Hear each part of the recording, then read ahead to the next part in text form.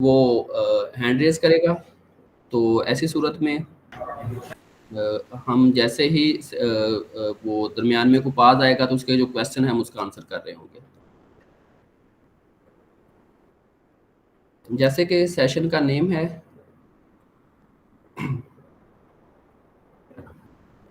Expert ओडो configurations. तो हमारी पूरी कोशिश है कि आप इस वक्त किसी भी लेवल के ऊपर हैं अपने करियर में या ईआरपी के साथ अपने इंटरेक्शन में, मगर हमारे इस सेशन के बाद आप कह सकें कि मैं इस कॉन्फ़िगरेशन में अब एक्सपर्ट हो चुका हूँ। और वो डिपेंड करेगा आपकी नंबर 1 एंगेजमेंट के ऊपर और नंबर 2 आपकी प्रैक्टिस के ऊपर। तो हमारी पूरी कोशिश होगी कि हम इस लेवल को अचीव करने के लिए आप लोगों को पूरी तरह हेल्प आउट करें। ट्रेनिंग फॉर्मेट ये मैंने ग्रुप में भी शेयर किया था, दोबारा भी आप लोगों से शेयर कर देता हूँ। हमारा 2 डेज़ ट्रेनिंग प्लान है जिसमें से डे 1 आज हम स्टार्ट कर चुके हैं। डे 1 में हम जैसे अब ओरिएंटेशन से हमने स्टार्ट किया, उसके बाद ईआरपी की जो डेटाबेस और इनिशियल कॉन्फ़िगरेशंस हैं, ठीक है? उसके बारे में आपको अपडेट करेंगे। उसके बाद हमको 11:45 से 12 तक एक ब्रेक लेंगे 15 मिनट की। उसके बाद हमारा स्टार्ट होगा अकाउंटिंग को सेटअप करना, ठीक है? बेसिकली मुख्तलिफ टर्म्स यूज़ होती हैं, नॉर्मली मॉड्यूल्स की टर्म्स यूज़ होती हैं ईआरपीज़ में, मगर जो ओडो है वो अपने मॉड्यूल्स को ऐप्स का नेम देता है, ठीक है? तो अकाउंटिंग ऐप का सेटअप हम करेंगे क्योंकि ये बहुत इंपॉर्टेंट है। पूरी की पूरी जो ईआरपी है उसकी कॉन्फ़िगरेशंस अकाउंटिंग मॉड्यूल से होती है, ताकि कहीं से भी कोई बुकिंग हो तो ऑटो वाचर्स जो हैं वो यहाँ पे लैंड करें।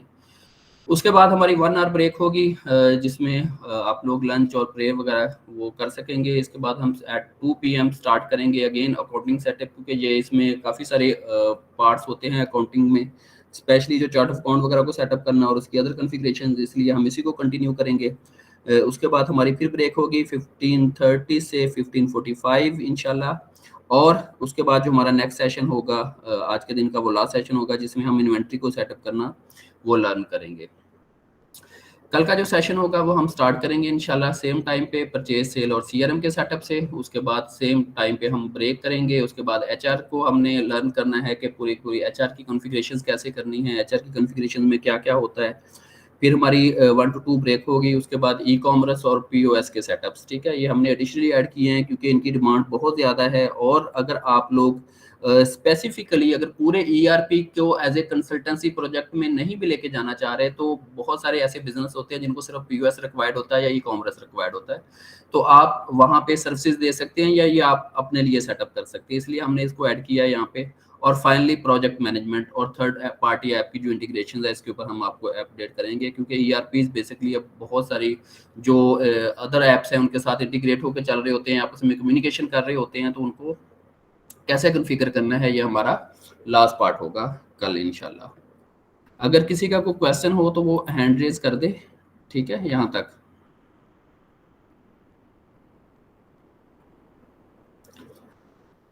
तो आगे बढ़ने से पहले मैं आप लोगों को थोड़ा-सा कुछ इंट्रोडक्शन दे दूँ। ये जो हमारा ट्रेनिंग प्लेटफ़ॉर्म है जिसे आज हम ट्रेनिंग कंडक्ट कर रहे हैं, that is Stimford pedagogy private limited, और जिसमें हमारा जो स्लोगन है वो ये है कि एक्सेल बियॉन्ड लिमिट्स। और स्टिमफर्ड में जो हमारा मिशन है वो ये है कि हम इंडिविजुअल्स को और बिजनेसेस को एम्पावर करें, क्योंकि इस वक्त जो सबसे बड़ा चैलेंज है वो ये है कि दुनिया में जो रोल्स और रिस्पॉन्सिबिलिटीज और टेक्नोलॉजी बहुत तेजी से इवॉल्व हो रहे हैं। तो इस चेंजिंग वर्ल्ड में कैसे हम कॉप कर सकते हैं, कैसे हम खुद को सस्टेन कर सकते हैं, तो इसके लिए जो स्किल सेट रिक्वायर्ड हैं स्टिमफर्ड उसके ऊपर काम कर रहा है। तो स्टिमफर्ड में हमारी पूरी कोशिश होगी कि हम फ्यूचर में भी आपके लिए ऐसे कम्प्रीहेंसिव प्रोग्राम्स लेके आएँ जो आपकी स्किल बिल्डिंग के लिए इम्पोर्टेंट हो और जो आपके करियर में एक इम्पोर्टेंट और इफेक्टिव रोल प्ले कर सकें। अच्छा, जो सेकंड हमारी ऑर्गेनाइजेशन है that is REO business solutions. REO में हमारा जो स्लोगन है that is automate, integrate and accelerate. REO actually Odoo business partner, ठीक है? हम डिप्लॉय करते हैं ओडो की एप्लीकेशन। तो इसमें आरईओ में जो हम हमारा कोर पर्पस है वो ये है कि हम बेसिकली जो सबसे बड़े इंडस्ट्री में चैलेंजेस हमने देखे हैं ईआरपी की डिप्लॉयमेंट में, एक तो वो टाइम की प्रॉब्लम्स हैं, दूसरा ये है कि उसमें जो सॉल्यूशंस हैं वो अब बहुत हद तक जो ओल्ड जो एग्जिस्टिंग मॉडल थे जिसमें कोर मॉड्यूल्स पे काम किया जाता था, सिर्फ वही यूज़ हो रहे थे। मगर हम ओडो के साथ मिलके, क्योंकि ओडो की अपनी जो अगर हम स्पेशलिटीज़ की बात करें तो ओडो सिर्फ कोर मॉड्यूल जैसे अकाउंटिंग, परचेज, इन्वेंट्री से हट के बेसिकली ओवरऑल पूरे बिजनेस की एफिशिएंसी और इफेक्टिवनेस की बात करता है, ठीक है, उसकी इंटीग्रेशन और कोऑर्डिनेशन की बात कर रहा है कि आपका हर कोर फंक्शन वो सिस्टम से डील होना चाहिए, ठीक है, वो सिस्टम रिकॉर्ड होना चाहिए, आपको उसके लिए कोई इधर उधर ना मूव करना पड़े। तो इसी पर्पस को लेके आर्यो बिजनेस सोल्यूशन में हम मल्टीपल जो सोल्यूशंस हैं उसमें हम ना सिर्फ ऑटोमेशन करते हैं बल्कि हम उनकी इंटीग्रेशन और उसके साथ एक्सेलरेशन को अप्लाई करते हुए हम बिजनेस को एफिशिएंट बनाने में और अपने कस्टमर को क्विक सर्विसेज देने में हेल्प आउट कर रहे हैं। तो ऐसे कुछ ऐसे प्रोजेक्ट्स हैं जिन पे हम काम कर रहे हैं, तो हो सकता है कि ड्यूरिंग प्रैक्टिस हम आपको उनका रेफरेंसेस भी दें जब उनकी कॉन्फ़िगरेशंस की हम बात कर रहे हों। तो ईआरपी के बारे में एक ब्रीफ सी डेफिनेशन है। सबसे पहले तो ERP is a management system, ठीक है? जब हम कहते हैं कि ERP is a management system तो ये इसी में ही एक्चुअली सारे का सारा जो ईआरपी का क्रक्स है वो कवर हो जाता है। तो ERP is a management system, it means कि ये ना सिर्फ प्रोसेस फ्लोज़ को मैनेज करता है, ये इन्फॉर्मेशन को भी प्रोवाइड करता है और इन्फॉर्मेशन को प्रोवाइड करने के साथ-साथ जो ईआरपीज़ है बेसिकली ये डिसीजन मेकिंग में सपोर्टिव है, ठीक है? तो अगर हम इसकी फॉर्मल डेफिनेशन में जाएँ तो ERP is a management system and consist of set of applications, ठीक है? जिनको मॉड्यूल्स भी कहते हैं to cater the needs of core business operations. तो ऑल्दो कि यहाँ पे टर्म कोर की ही यूज़ की है मैंने, मगर इसके साथ-साथ बिज़नेस बेसिकली अब हर जो ऑपरेशन है उसका किसी भी बिज़नेस के हर ऑपरेशंस में इन्वॉल्व है, ठीक है? क्यों? क्योंकि ऑटोमेशंस ने ना सिर्फ सिस्टम्स की एफिशिएंसी या बिज़नेसेस की एफिशिएंसी बढ़ाई है, बल्कि इसके साथ-साथ उसने जो कोऑर्डिनेशन और जो कम्युनिकेशन है, उसको भी बहुत इफेक्टिव कर दिया है। तो ये सारे पार्ट हम इंशाल्लाह डिस्कशन में लेके आएँगे इन रेलेवेंट मॉड्यूल्स आल्सो। ओके, तो basically types of ERP roles जहाँ पे मैंने ऐड किए हैं ताकि आप लोग जो ईआरपी के फील्ड में नए हैं वो इस चीज़ को अंडरस्टैंड कर पाएँ कि there are 3 types of ERP roles, जिसमें से एक जो है वो यूज़र का रोल है, ठीक है? अब बहुत सारी आपने ट्रेनिंग्स देखी होंगी कि एसएपी की ट्रेनिंग है, ओरेकल की या किसी भी टूल की, तो वो सबसे इम्पोर्टेंट होता है कि आप ये अंडरस्टैंड करें कि वो ट्रेनिंग का लेवल क्या है, ठीक है? क्या वो ट्रेनिंग यूजर लेवल की है या कंसल्टेंट लेवल की है? तो यूजर लेवल का मतलब ये है कि बेसिकली बीइंग अ यूजर आपको पता हो कि आपने सिस्टम को कैसे यूज करना है, ठीक है? ये सबसे इनिशियल स्टेज है इसमें। तो जो यूजर्स होते हैं ऑर्गेनाइजेशन में, वो यूजर के डिफरेंट लेवल्स हो सकते हैं, डिफरेंट फंक्शंस हो सकते हैं। फंक्शन से मुराद है वो यूजर फाइनेंस में हो सकते हैं, परचेज, एचआर यानी किसी भी फंक्शन में हो सकते हैं। लेवल्स से मुराद है कि वो ऑर्गेनाइजेशन हायरार्की में मल्टीपल लेवल्स भी हो सकते हैं। वो मैनेजरियल लेवल भी हो सकता है, वो जूनियर लेवल भी हो सकता है। मसलन कोई पर्सन सिर्फ डाटा इनपुट कर रहा है, कोई इसको वैलिडेट कर रहा है, कुछ को अप्रूव कर रहा है, और जो कुछ टॉप लेवल पे ऐसे यूजर्स हैं वो सिर्फ इंफॉर्मेशन को एक्सेस करके डिसीजन मेकिंग कर रहे हैं, ठीक है? तो ये वाला जो लेवल है ये यूजर्स का लेवल है, ठीक है? तो आप लोगों को बेसिकली जब आप इस फील्ड में आ रहे हैं तो आपको ये पता हो कि ये लेवल्स कौन से हैं और ये कैसे हेल्पफुल हैं, ठीक है? अच्छा, सेकंड जो लेवल है दैट इज कंसल्टेंट लेवल। अब कंसल्टेंट्स ये वो लोग हैं जो कि बेसिकली सिस्टम्स को मैनेज करते हैं, ऑर्गेनाइज करते हैं, कॉन्फ़िगर करते हैं, ठीक है? और ये जॉब रोल पे भी हो सकते हैं ऑर्गेनाइजेशन के अंदर, या ये कंसल्टेंसी प्रोजेक्ट्स में भी हो सकते हैं, डिप्लॉयमेंट के प्रोजेक्ट्स में भी हो सकते हैं। तो कंसल्टेंट की बेसिकली 3 टाइप्स होती हैं ईआरपी के फील्ड में। Number 1 functional consultants, number 2 technical consultants and number 3 is techno functional consultants. अच्छा, जो फंक्शनल कंसल्टेंट्स हैं ये वो कंसल्टेंट्स हैं जो किसी भी बिजनेस के फंक्शनल फ्लोज को मैनेज करते हैं। फंक्शनल फ्लो से मुराद जैसे परचेज का एक फंक्शन का फ्लो है कि पहले परचेज रिक्वेजिशन जनरेट होगी, फिर उसके अगेंस्ट रिक्वेस्ट फॉर कोटेशंस आएगी, फिर कोटेशंस, उसकी अप्रूवल, उसके बाद परचेज ऑर्डर बनेगा, फिर gate inward, GRN, goods in note वगैरह, इनवॉइसिंग, ये एक फ्लो है सारे का सारा, ठीक है, जो फ्रंट एंड से मैनेज किया जाता है। इस फ्लो की कॉन्फ़िगरेशन, इसकी मैनेजमेंट बेसिकली फंक्शनल कंसल्टेंट्स करते हैं, और ये जो रोल है इंडस्ट्री में, ठीक है, ये नॉर्मली अकाउंट्स और फाइनेंस के जो प्रोफेशनल्स हैं ये रोल उनके पास है। इसलिए आप ईआरपी की फील्ड में देखें कि आपको दोनों तरह के लोग मिलते हैं। फाइनेंस प्रोफेशनल्स भी मिलते हैं, आपको आईटी के प्रोफेशनल्स भी मिलते हैं, और फाइनेंस प्रोफेशनल इसलिए मिलते हैं क्योंकि जो फंक्शनल कंसल्टेंट्स हैं उनका जो कोर रोल होता है वो ये होता है कि वो बेसिकली सिस्टम्स को सेटअप करें यूजर्स के लिए, जो सिस्टम को ऑप्टिमाइज करें, और उनको जहाँ पे ट्रेनिंग और अदर इश्यूज हैं या उनकी कोई रिक्वायरमेंट्स हैं या कस्टमाइजेशन है इसको डील करें। अच्छा, नंबर 2 है टेक्निकल कंसल्टेंट्स। टेक्निकल कंसल्टेंट्स जैसे नाम से जाहिर है कि ये वो लोग हैं जो आईटी प्रोफेशन से बिलोंग करते हैं, और इनकी जो जॉब होती है वो बेसिकली किसी भी सिस्टम के जो टेक्निकल पार्ट्स हैं, जिसमें उसकी डेटाबेस है और इसके अलावा जो उसकी डेवलपमेंट साइड है, उसका इंफ्रास्ट्रक्चर है, ठीक है, इन एरियाज की जो कवरेज है वो टेक्निकल कंसल्टेंट्स के रोल में आती है।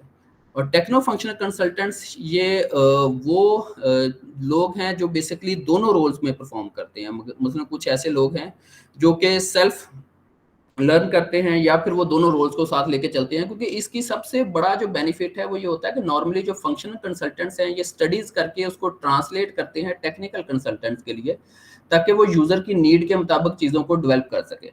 मगर अगर एक पर्सन टेक्नो फंक्शनल कंसल्टेंट है तो दरमियान में जो जो एक लेयर ट्रांसलेशन की है वो खत्म हो जाती है, ठीक है, वो स्टडी भी खुद करता है, सोल्यूशन भी खुद प्रोवाइड करता है, इसलिए वो ज्यादा इफेक्टिव होता है। तो मार्केट में ऐसे बहुत सारे लोग होते हैं जो टेक्नो फंक्शनल कंसल्टेंट्स के रोल में हैं, जैसे आप शकील अहमद बाजवा, यहाँ पे he is also techno functional consultants, क्योंकि वो ऑल्दो कि ये एसीसीए मेंबर हैं, मगर इसके साथ साथ इन्होंने अपने पैशन की वजह से सेल्फ लर्न किया है टेक्निकल साइड को, तो ये he is also a techno functional consultant. अच्छा, जो तीसरा मेजर रोल है वो है प्रोजेक्ट मैनेजर्स का, ठीक है। अब प्रोजेक्ट मैनेजर नॉर्मली ये फंक्शनल कंसल्टेंट्स भी हो सकते हैं, ये टेक्निकल कंसल्टेंट्स भी हो सकते हैं, टेक्नो फंक्शनल में से भी कोई हो सकता है, मगर प्रोजेक्ट मैनेजमेंट की जब हम बात करते हैं तो इसका स्कोप सिर्फ कंसल्टेंसी के स्कोप से बहुत ज्यादा होता है। कंसल्टेंसी के स्कोप से मुराद ये है कि वहां पे तो आपने बहुत हद तक सिस्टम को फोकस किया, जैसे सिस्टम से मुराद यहाँ पे ईआरपी ओडो है, मगर जब हम प्रोजेक्ट की बात करते हैं, प्रोजेक्ट मैनेजमेंट में कॉस्ट, रिसोर्सेज, चेंज और इस तरह के जो बहुत सारे फैक्टर्स हैं, सबको मैनेज करना बहुत इंपॉर्टेंट होता है। तो इसलिए प्रोजेक्ट मैनेजमेंट की एक अलहदा स्किल है, एक इंपॉर्टेंट पोजीशन है ऑर्गेनाइजेशन में। आप देखेंगे प्रोजेक्ट मैनेजर्स की, ईआरपी प्रोजेक्ट मैनेजर्स की जॉब होती हैं। इसके साथ साथ अगर आप जो कंसल्टेंसीज या इम्प्लीमेंटेशन पार्टनर्स देखें तो वहाँ पे जो इम्प्लीमेंटेशन पार्टनर्स में जो प्रोजेक्ट मैनेजर्स होते हैं वो भी एक्चुअली इसी रोल पे होते हैं, जो हमने थर्ड रोल प्रोजेक्ट मैनेजर का डिस्कस किया ईआरपी में। यहाँ तक किसी का कोई क्वेश्चन है तो काइंडली पूछे।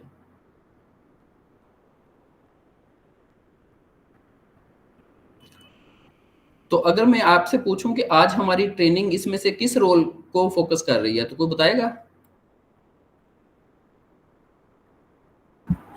Functional consultant. Functional consultant sir, thank you very much. तो आज और फंक्शनल कंसल्टेंट को भी हम आगे देखेंगे कि इसमें भी कुछ आगे टाइप्स हैं, ठीक है। ओके, तो डिफाइन करते हैं ईआरपी कॉन्फ़िगरेशंस को। ERP configurations refers to the process of tailoring and customizing the ERP systems to meet the specific needs and requirements of an organisation. It involves making a series of settings and adjustments within the ERP software to align it with the organization's business process, workflows and objectives. तो ये इसकी formal definition है। अगर simply speaking मैं इसको simple words में define करूं तो ईआरपी कॉन्फ़िगरेशन से मुराद ये है कि आपने किसी भी ईआरपी को किसी स्पेसिफिक यूजर या ऑर्गेनाइजेशन या बिजनेस की नीड के मुताबिक उसको अलाइन करना, उसको कस्टमाइज करना, ये कॉन्फ़िगरेशन कहलाता है।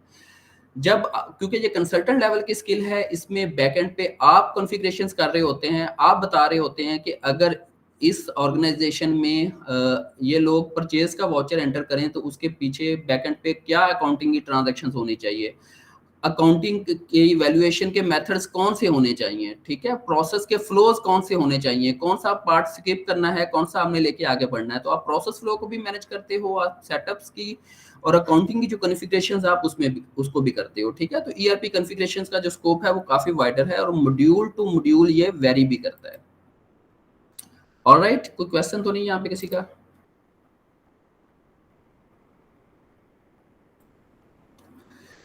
Okay, so next is types of ERP configurations. There are two types of ERP configuration. Number one is functional configurations and number two are technical configurations. ठीक है, तो फंक्शनल कॉन्फ़िगरेशन जैसे अभी मैंने जिक्र किया कि फंक्शनल कॉन्फ़िगरेशंस में आप लोग जो बेसिकली बिजनेस के जो बेसिक सेटअप्स हैं, अकाउंटिंग के setups, chart of account, calendar और इस करेंसी वगैरह, इस तरह के जो सेटअप्स, आइटम की कैटेगरी, उनकी डेफिनेशंस, उनके जो सेटअप्स है अब वो कवर करते हो।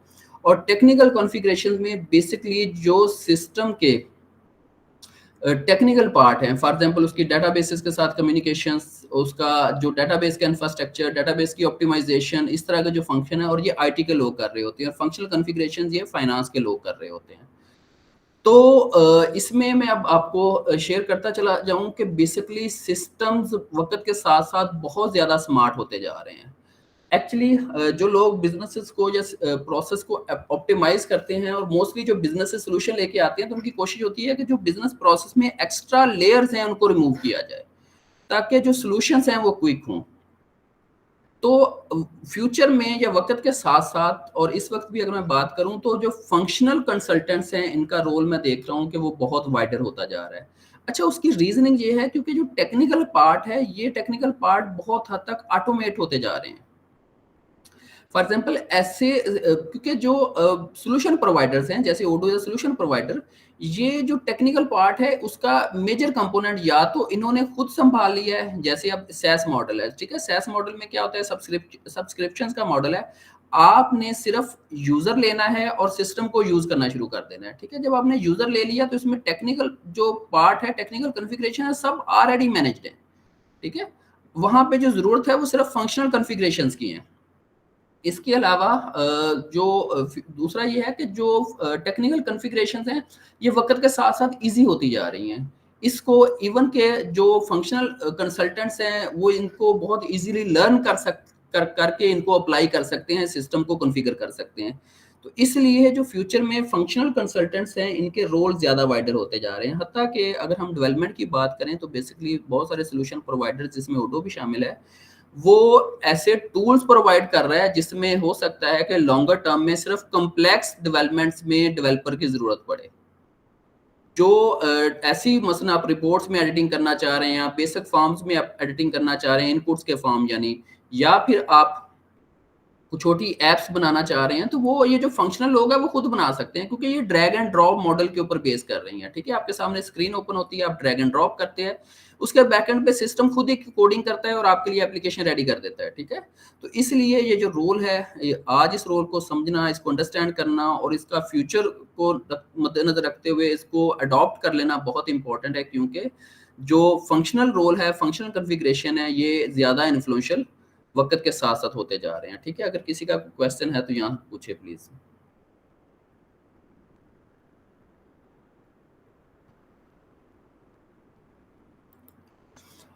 ओके, नेक्स्ट मेरे एक आप लोगों से क्वेश्चन है, why is it a sort after skill among finance professionals? क्यों इम्पोर्टेंट है कि आप लोग फंक्शनल कंसल्टेंट्स बने ईआरपीज में?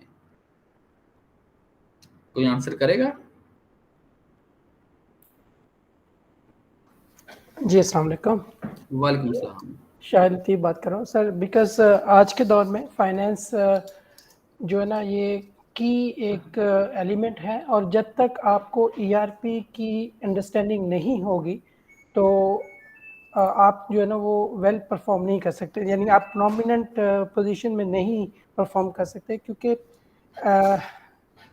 और फंक्शनल जो कंसल्टेंट है उसको जो नॉ हो है सिस्टम की, वो पता है कि वो सारे फ्लोज कैसे वर्क करेंगे और कौन सा मॉड्यूल किससे इंटीग्रेट है, यानी कि ओवरऑल जब तक आपको पूरी इंसाइट नहीं होगी तब तक मेरे ख्याल में आप जस्ट एक एज एन अकाउंटेंट ही काम करेंगे।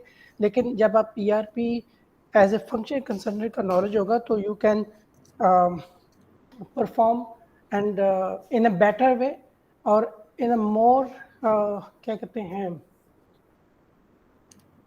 यूजफुल वे में मैं कि आप जो ना कर सकते हैं। प्लस आपकी अंडरस्टैंडिंग में जब आपको पता है कि आपको चीज़ें किस तरह फ्लो करेंगे तो यू कैन आल्सो कि जो है ना दूसरों में एज ए टीम लीडर जो है ना वो वहाँ पे परफॉर्म कर सकते हैं। सॉरी, मेरी थॉट्स जो है ना वो ज़्यादा वो नहीं थी, क्या कहते हैं, ऑर्गेनाइज नहीं थी, लेकिन एक आइडिया है कि अगर हमारे पास ये एक स्किल होगा तो ये हमारे पास एक एडिशनल ग्रोथ टूल होगा, पर्सनल ग्रोथ में भी और हम ऑर्गेनाइजेशन ग्रोथ में भी उसको कंट्रीब्यूट कर सकते हैं इन इफेक्टिव वे। बिल्कुल ठीक है। बेसिकली शाहिद साहब आपने बहुत इफेक्टिवली कंट्रीब्यूट किया, जो इम्पोर्टेंट पार्ट है, क्योंकि शाहिद साहब फोकस कर रहे थे बेसिकली यूज़र एंड अप्रोच के ऊपर ना, कि आप जैसे हमने भी रोल डिस्कस किए तो हमने यूज़र के रोल में डिस्कशन की। तो शाहिद साहब जो कह रहे हैं कि वो कह रहे हैं कि अगर आप यूज़र भी हैं और आपके पास ईआरपी फंक्शनल कंसल्टेंट का नॉलेज है तो आप ज़्यादा इफेक्टिवली इस चीज़ को मैनेज कर सकते हैं। देखिए, यूज़र लाजमी नहीं है वो लोअर लेवल का यूजर हो। ऑर्गेनाइजेशन का सीईओ भी ईआरपी का यूजर रोल में फाल करता है, ठीक है, क्योंकि वो इन्फॉर्मेशन को एक्सेस कर रहा है, उसको यूज कर रहा है, ठीक है। वो सीएफओ की पोजीशन है, वो कोई भी अदर पोजीशन हो। तो जब आपको सिस्टम और सिस्टम के फंक्शनल फ्लोज का पता हो, सिस्टम्स के बिहेवियर का पता हो, तो आप किसी भी पोजीशन पे ज्यादा इफेक्टिवली परफॉर्म कर सकते हैं। तो शायद साहब बहुत शुक्रिया, आपने वेल एलेबोरेटेड हो। और कोई ऐड करेगा? जी अस्सलाम वालेकुम सर। वालेकुम सलाम जी, दस्तगीर। जी सर, दस्तगीर बात कर रहा हूँ। जी सर, मैं ज़रा बेसिक लेवल की बात करूँगा कि अब जी जी क्योंकि प्लीज। दुनिया ऑटोमेशन पे शिफ्ट हो रही है, तो बुक कीपिंग अब मतलब बाय हैंड तो नहीं रहा, सिस्टम में आ गई हैं सारी चीज़ें। तो वही लोग सस्टेन कर पाएंगे जो सिस्टम को जानते होंगे या सिस्टम को रन करने के लिए कुछ ना कुछ वो मतलब कर सकें। तो बस मैं यही कहना चाहूँगा। जी थैंक यू वेरी मच, बिल्कुल ठीक कहा दस्तगीर ने कहा कि मैं बेसिक लेवल की बात करूंगा, मगर बेसिकली बेसिक से हटके ये फ्यूचर की बात है।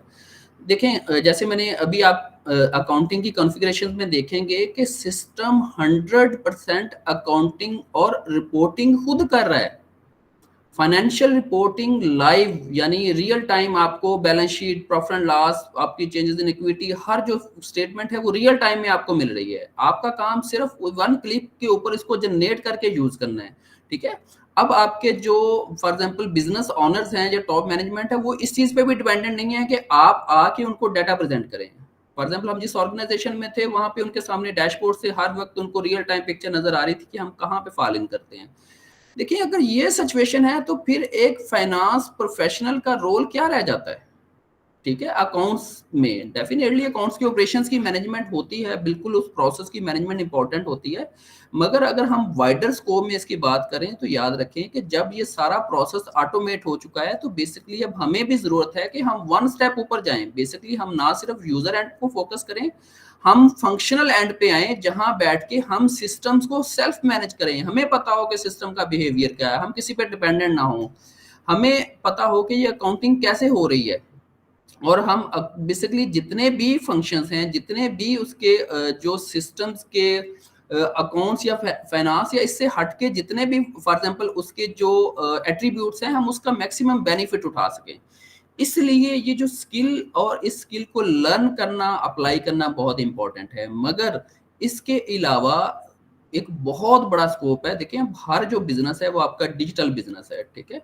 कोई छोटी से छोटी शॉप से लेके जो बड़ा से बड़ा बिजनेस ऐसा नहीं है जो ईआरपी पे ना चल रहा हो। और क्योंकि उनको भी डिसीजन मेकिंग के लिए डाटा चाहिए, उनको भी कि जैसे हमने स्टार्ट में बात की थी कि ईआरपी एक मैनेजमेंट टूल है, तो उनको भी बिजनेस की मैनेजमेंट के लिए ये टूल रिक्वायर्ड है ना। और दूसरा ये है कि अब सिस्टम जितने स्मार्ट होते जा रहे हैं कि ये बहुत सारी कम्युनिकेशन आपस में डायरेक्ट कर रहे हैं, जिसे हम बेसिकली इंटीग्रेशन के थ्रू कहते हैं। फॉर एग्जाम्पल अगर आप यहाँ पे एक ई कॉमर्स की बात करें, अब ई कॉमर्स में एक कंपनी है, उसका लॉजिस्टिक पार्टनर जो है वो टीसीएस है। तो अब टीसीएस को बेसिकली उस कंपनी को ये बताने की जरूरत नहीं है कि आपकी जो शिपमेंट्स थी वो इस वक्त किस स्टेटस के ऊपर हैं। दोनों सिस्टम आपस में इंटीग्रेटेड हैं, वो खुद स्टेटस एक दूसरे के साथ अपडेट कर रहे हैं, ठीक है। तो अब आपका काम क्या रह गया, सिर्फ इंफॉर्मेशन को व्यू करना। और इसके साथ साथ जो एआई टेक्नोलॉजी है बेसिकली वो बहुत हद तक डिसीजन मेकिंग में भी सपोर्ट कर रही है, वो रिकमेंडेशन दे रही है, और वो बहुत हद तक एक्शन को भी इनेबल कर रही है। तो ऐसी सूरत में उस फील्ड से अनअवेयर होना, जो कि फ्यूचर से, बल्कि वो तो करंट और फ्यूचर दोनों से बिलोंग कर रही है, तो ये एक बहुत बड़ा लॉस है फॉर फाइनेंस प्रोफेशनल्स। तो जितने भी आप यहाँ पे लोग हैं फाइनेंस से बिलोंग करते हैं, तो ये एक बहुत इंपॉर्टेंट स्किल है, रोल है। और मैं बहुत पूरा उम्मीद हूँ कि आज के इस सेशन के बाद इंशाल्लाह आप देखेंगे कि ये चीज़ें ज़्यादा मुश्किल नहीं है, ठीक है। इनको लर्न करना को बहुत ज़्यादा मुश्किल नहीं है। उडो इटसेल्फ एक बहुत इफेक्टिव टूल है, ठीक है। एक जिसको हम समझते हैं कि ये बहुत तेजी से मार्केट में अपनी जगह बना रहा है, और सबसे इफेक्टिव ये है कि ये ग्लोबल टूल है।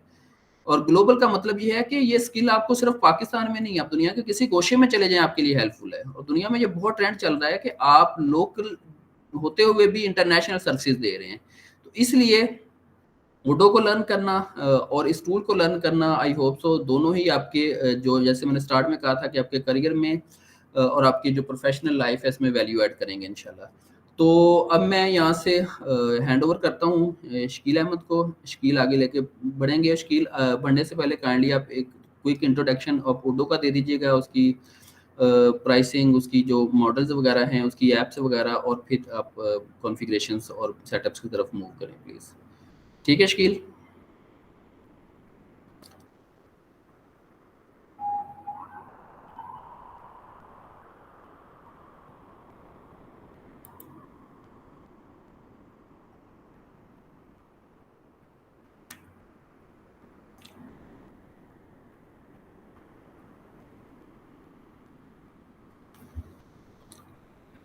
Just a minute.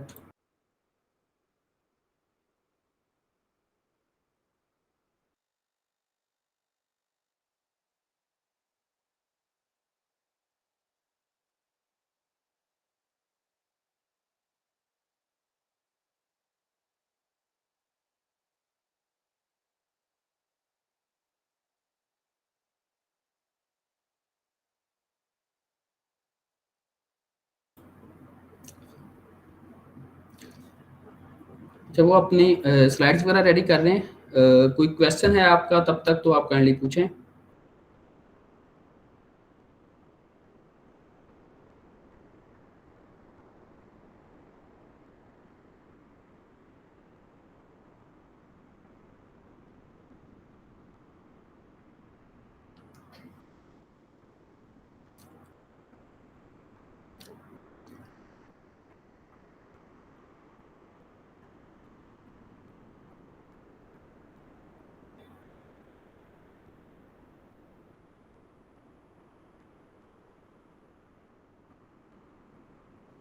शकील आपकी आवाज़ नहीं आ रही, अनम्यूट करें। जी, आप लोगों को स्क्रीन शो हो रही है मेरी? ये स्क्रीन शो हो रही है आपकी। जी, सबसे पहले थोड़ा-सा मैं आपको ब्रीफ सा इंट्रोडक्शन दूँगा ओडू का, कि ओडू की कंपनी क्या है और उसका नटशेल क्या है अभी। 2830 एम्प्लॉइज़ हैं उसमें, और जो उसका 2 उसके पास अभी करंटली प्रोडक्ट्स हैं जो चल रही हैं, उनमें से एक कम्युनिटी वर्ज़न है और एक एंटरप्राइज़ वर्ज़न है। कम्युनिटी वर्ज़न जो होता है वो फ्री वर्ज़न होता है विद लिमिटेड फीचर्स, और एंटरप्राइज़ वर्ज़न जो है वो जो उनका फुली फीचर्ड वर्ज़न है और वो लाइसेंस्ड वर्ज़न है। साथ उन्होंने अपना जो एक एवरेज जो उन्होंने ग्रोथ दी है पिछले 10 साल में, कि उनका ट्रेंड देखें कैसे ऊपर जा रहा है। ये उनके रेवेन्यू की ग्रोथ है। इस तरह उनका रेवेन्यू बढ़ रहा है, क्योंकि यूज़र्स हर साल लाइसेंस उनके बढ़ रहे हैं, तो ऑब्वियसली उनका रेवेन्यू भी बढ़ रहा है।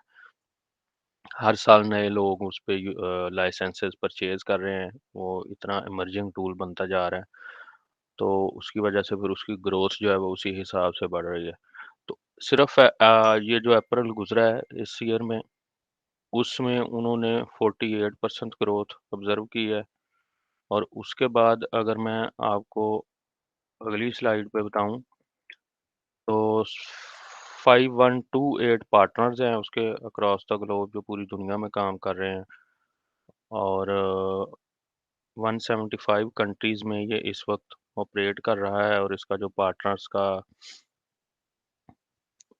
पूरी दुनिया में है, ग्लोब, अक्रॉस द ग्लोब। एक सेकंड होल्ड कीजिएगा।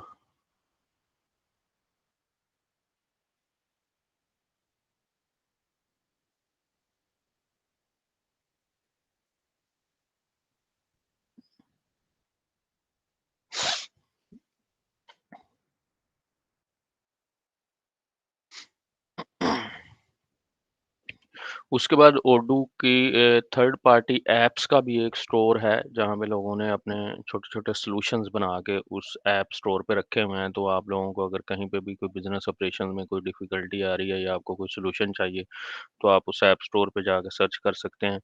वो प्लग एंड प्ले ऐप्स होती हैं, वो आप जस्ट अपने सिस्टम में लगाएँ और उनको यूज़ करना शुरू करें, और कुछ उसमें से पेड होती हैं और कुछ उसमें फ्री भी पड़ी हुई हैं। वो जो उनका ऐप स्टोर है, वहाँ पे तकरीबन 39,700 ऐप्स पड़ी हुई हैं जो लोगों ने बना के रखी हुई हैं। उसके बाद इस वक़्त ओडू की 150 के प्रोडक्शन डेटाबेसेस चल रही हैं जो दुनिया में लाइव हैं, लोग यूज़ कर रहे हैं, और 10.8 मिलियन यूज़र्स हैं जो इनको यूज़ कर रहे हैं। और अभी जो ओडू का नया वर्ज़न आने जा रहा है, इवन 16.4 में भी ये उन्होंने लुक दे दिया, और जो वर्ज़न 17 आने जा रहा है उसमें ये उनकी लुक होगी। और ओडू ये क्लेम करता है कि अगर आप ओडू लें तो आपको मुख्तलिफ एप्लीकेशन, जो अगर आप बिज़नेस में अगर आप कोई और ईआरपी यूज़ कर रहे हैं तो साथ लेनी पड़ती हैं, चलानी पड़ती हैं, तो उनकी आपको ज़रूरत नहीं पड़ेगी। जैसे प्रोजेक्ट्स या टीम्स मैनेजमेंट के लिए स्लैक यूज़ होता है, उसके बाद सेल्स के लिए सेल्सफोर्स यूज़ होता है। और इस तरह देखें, ओडू ने शॉपिफ़ाई यूज़ होता है ई-कॉमर्स के लिए, उसके बाद फ़ील्ड सर्विसेज़ के लिए सर्विस क्लाउड यूज़ होता है। तो ये सारी ऐप्स से आपकी जान छूट जाएगी अगर आप सिर्फ़ एक ओडू को लेते हैं, क्योंकि इसमें बिज़नेस ऐप्स के अलावा प्रोडक्टिविटी ऐप्स भी अवेलेबल हैं। जैसे प्रोजेक्ट्स मैनेजमेंट है, इसमें नॉलेज मैनेजमेंट है, डॉक्यूमेंट्स मैनेजमेंट सिस्टम की ऐप इसमें अवेलेबल है। उसके बाद मार्केटिंग में इसकी मार्केटिंग कैम्पेन्स की ऐप्स अवेलेबल हैं, सोशल मीडिया मार्केटिंग की ऐप्स अवेलेबल हैं। तो मतलब काफ़ी कम्प्रिहेंसिव एक टूल है।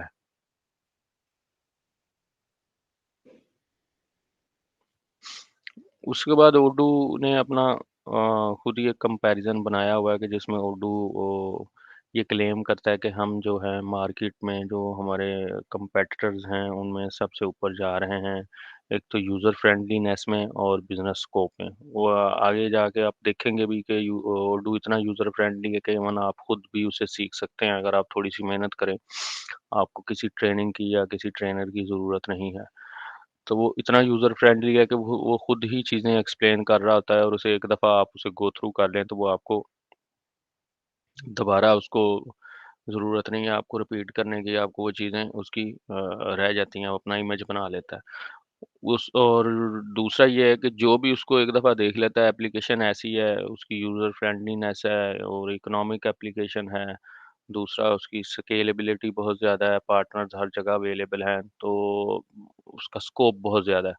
तो इसलिए यूज़र फ्रेंडलीनेस में और बिज़नेस स्कोप में ओडू जो है वो सबसे ऊपर जा रहा है। प्राइसिंग इसकी बहुत अफ़ोर्डेबल है, अगर हम प्राइसिंग पे जाएँ तो बहुत अफ़ोर्डेबल प्राइसिंग है। तो अगर मैं ओडू की वेबसाइट पे चला जाता हूँ, क्योंकि आगे जो प्राइसिंग है चेंज होती रहती हैं, तो हम लाइव पे जाते हैं। आपको स्क्रीन मेरी शो हो रही है जो मैंने वेबसाइट ओपन किया है? जी हो रही है। नहीं, वेबसाइट वाली शो नहीं हो रही, स्लाइड शो हो रही है। वेबसाइट नहीं शो हो रही इसकी, स्लाइड भी आपकी वो नहीं हो रही, उसमें प्रेजेंटेशन मोड में नहीं आ रही।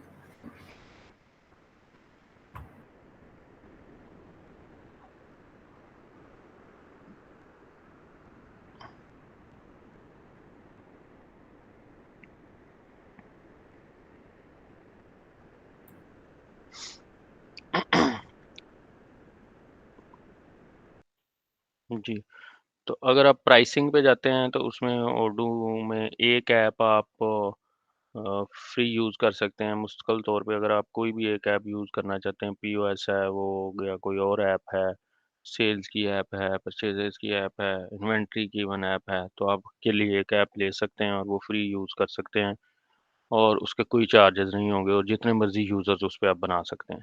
वन ऐप मल्टीपल यूज़र्स आप फ्री ले सकते हैं।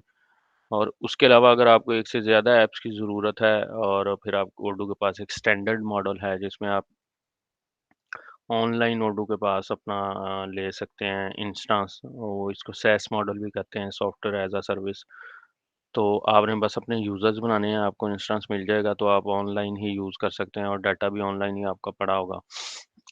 और इसमें आपको किसी डेटाबेस मैनेजमेंट की ज़रूरत नहीं है, किसी कोई भी टेक्निकल कॉन्फ़िगरेशंस की ज़रूरत नहीं है। ओडू आपको बना-बनाया एक प्लेटफ़ॉर्म दे देता है, बस आपने उसमें अपनी एंट्रीज़ करनी है और अपने मास्टर डेटाज़ अपलोड करने हैं। और जो तीसरा मॉडल है ओडू के पास, वो है कस्टम मॉडल, जिसमें ओडू आपको पूरी डेटाबेस देता है विद सोर्स। तो वो आपने लेके आपने यूज़ करनी है, और उसके भी आगे फिर मॉडल्स हैं कि वो आपने वो जो डेटाबेस है, वो जो सोर्स है और आपकी डेटाबेस है, वो आपने कहाँ पे रखनी है। ओडू का अपना भी क्लाउड है, आप वहाँ पे रख सकते हैं। ओडू रिकमेंड यही करता है, उसको ओडू डॉट एसएच कहता है वो। और दूसरा ऑप्शन ये है कि आप उसको डाउनलोड करके अपने ऑन प्रेमिस किसी सिस्टम में या सर्वर में इंस्टॉल कर लें और यूज़ करें। तीसरा ऑप्शन ये है कि आप नॉन प्रेमिस रखें, ना ओडू के एसएच पे रखें, आप किसी थर्ड पार्टी क्लाउड के पास रख के वहाँ पे इंस्टॉलेशन करके उसे यूज़ कर सकते हैं। तो ये ऑल टुगेदर बिज़नेस पॉलिसी या आपका डिसीजन हो सकता है कि अब आपने अगर सोर्स लेना है, ओडू का और डेटाबेस लेनी है और खुद यूज़ करनी है, तो वो फिर आपने कैसे मैनेज करनी है, क्लाउड पे करनी है, ऑन प्रेमिसेस करनी है या ओडू क्लाउड पे करनी है। अच्छा, इसका फ़ायदा ये होता है कि इसमें सोर्स आपके पास होता है और सारी फीचर्स भी आपके पास होती हैं ओडू की और आप इसमें चेंजेस भी कर सकते हैं।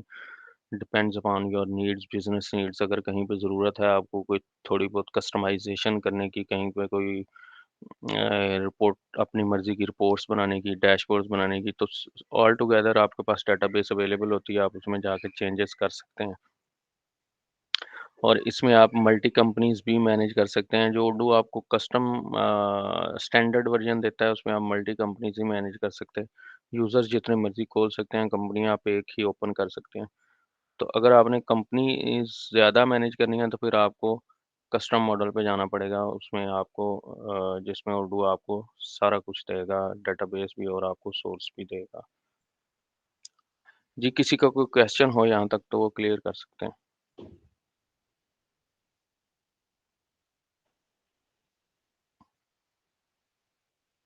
जी। शकील सर, मेरा एक क्वेश्चन है। जी, सपोज जी। आपने सब्सक्रिप्शन ली, ये कस्टम वाली ली, ठीक है, उसमें आपने 1 ईयर या 2 ईयर्स तक उसको कैरी ऑन किया, लेटर ऑन आपका डिसीजन होता है कि आप चेंज करेंगे, तो प्रीवियस डेटाबेसेस आपके पास जो अगर ऑन प्रेमिसेस है वो तो रहते ही हैं, अगर क्लाउड सोल्यूशन में है तो वो उसका क्या होता है, वो आपकी स्टिल वो अवेलेबिलिटी मतलब कि उसकी किस अंदाज में होती है? जो आपने क्वेश्चन किया उसमें आपने किया है कि पहले मैंने कस्टम अगर लिया है, तो कस्टम अगर आपने लिया है तो उसका डेटाबेस और उसका सोर्स आपके पास होता है, वो जहाँ भी हो, वो क्लाउड पे भी हो तो वो आपके कंट्रोल में होता है, ऑन प्रेमिसेस भी हो तो आपके कंट्रोल में होता है। उसके बाद अगर आप डिसीजन करते हैं उसको चेंज करने का अपने मॉडल को, तो डेटाबेस और क्लाउड आपके पास होता है, वो आपने खुद उसको लेके चेंज करना होता है। ठीक है? ओडू फॉर एग्ज़ाम्पल अगर आप डिसीजन करते हैं कि मैंने कस्टम से अब स्टैंडर्ड पे जाना है, तब जो कस्टम है आपका वो आपके पास पड़ा हुआ है या क्लाउड पे पड़ा हुआ है, स्टैंडर्ड ओडू आपको इंस्टेंस दे देगा, जो आपका बैकअप्स हैं या डाटा है वो आपने खुद डालना है उसपे। जी, ठीक हो गया। ये तो ओडू ठीक टू है। ओडू हो गया, लेकिन अगर ओडू टू मतलब कि आप किसी और दूसरी एप्लीकेशन में जाते हैं। जी, जी, तो आपके पास अपना सारा कंट्रोल होता है, ओडू का जो आप कस्टम मॉडल पे हैं, तो वो सारा कंट्रोल आपके पास होगा, आपकी डेटाबेस का इवन और आपके टेबल्स का, आपके मॉडल्स का और आपकी सोर्स का। तो अगर आप किसी और एप्लीकेशन पे जाते हैं, तो आपको सिर्फ़ अपने डाटा की ज़रूरत है या ओपनिंग बैलेंसेस की ज़रूरत है, वो कंट्रोल आपके पास है, आप निकाल सकते हैं डाटा भी और अगर आपने ओपनिंग बैलेंसेस के साथ जाना है, तो ओपनिंग बैलेंसेस निकाल सकते हैं आप। जी, ठीक है। यानी कि डेटाबेस की पोज़ीशन हमारे पास ही है और हम ठीक है। Thank you so much. जी, अच्छा, जी, इसमें डेटाबेस पोज़ीशन आपके पास है। इसमें इश्कील एक मिनट मैं ऐड कर लूँ। शायद साहब बेसिकली डेटाबेस जब आप ओडो क्लाउड के मॉडल के ऊपर है ना, तो जैसे फॉर एग्जांपल अब आपकी एक्सेस 30 जून तक थी, आपने सब्सक्रिप्शन ली। उसके बाद आप कह रहे हैं कि मैंने क्लाउड को, वो चाहे ओडो एसएच क्लाउड है या कोई आपका अदर क्लाउड है ना, आप उसके बाद उसकी सब्सक्रिप्शन को ख़त्म करना चाह रहे हैं, तो वो जी, आपको अलाउ करेगा कि उससे पहले आप अपना डेटाबेस डाउनलोड कर लें अपने पास। ठीक है? ठीक है। Thank you. जब थैंक यू। आपकी डेटाबेस और या डाटा आपके पास आ जाएगा ना, फिर अब वो आपके कंट्रोल में है कि आप उसको किसी दूसरे सिस्टम के साथ उसकी माइग्रेशन कैसे करते हैं, ठीक है? क्या उसको वो सीएसवी फाइल में लाके उसको अपलोड करेंगे, या वो डेटाबेस आपस में अलाइन है, आप डाटा वहाँ पे लोड करेंगे डेटाबेस, वो डाटा वहाँ पे अवेलेबल हो जाएगा आपको, ठीक है? मगर याद रखें कि सब्सक्रिप्शन एंड होगी तो उससे पहले वो कहते हैं कि आप लोग अपनी डेटाबेस जो है और जो अपना डाटा है उसको सिक्योर कर लें। ये हर क्लाउड का ये मॉडल है, वो ऐसा नहीं होगा कि हमेशा के लिए आपको दे दे। हाँ, ऑन प्रिम जो होता है, फॉर एग्जांपल आप कहते हैं कि मैं सिस्टम शटडाउन भी कर रहा हूँ क्योंकि वो आपका सिस्टम है, सब रिसोर्सेज आपके हैं ना, ऐसी सूरत में वो आपको अलाउ करते हैं कि आप लोग खुद ही मैनेज कर रहे होते हैं ना, तो आपकी डेटाबेस और आपका सिस्टम जब तक चाहे वो आपके पास अवेलेबल हो। मगर क्लाउड में वो स्पेसिफिक डेट तक होता है, उसके बाद आपने अपना डाटा डाउनलोड करना होता है। ठीक है sir. Thank you so much. Thank you. Welcome. जी शकील प्लीज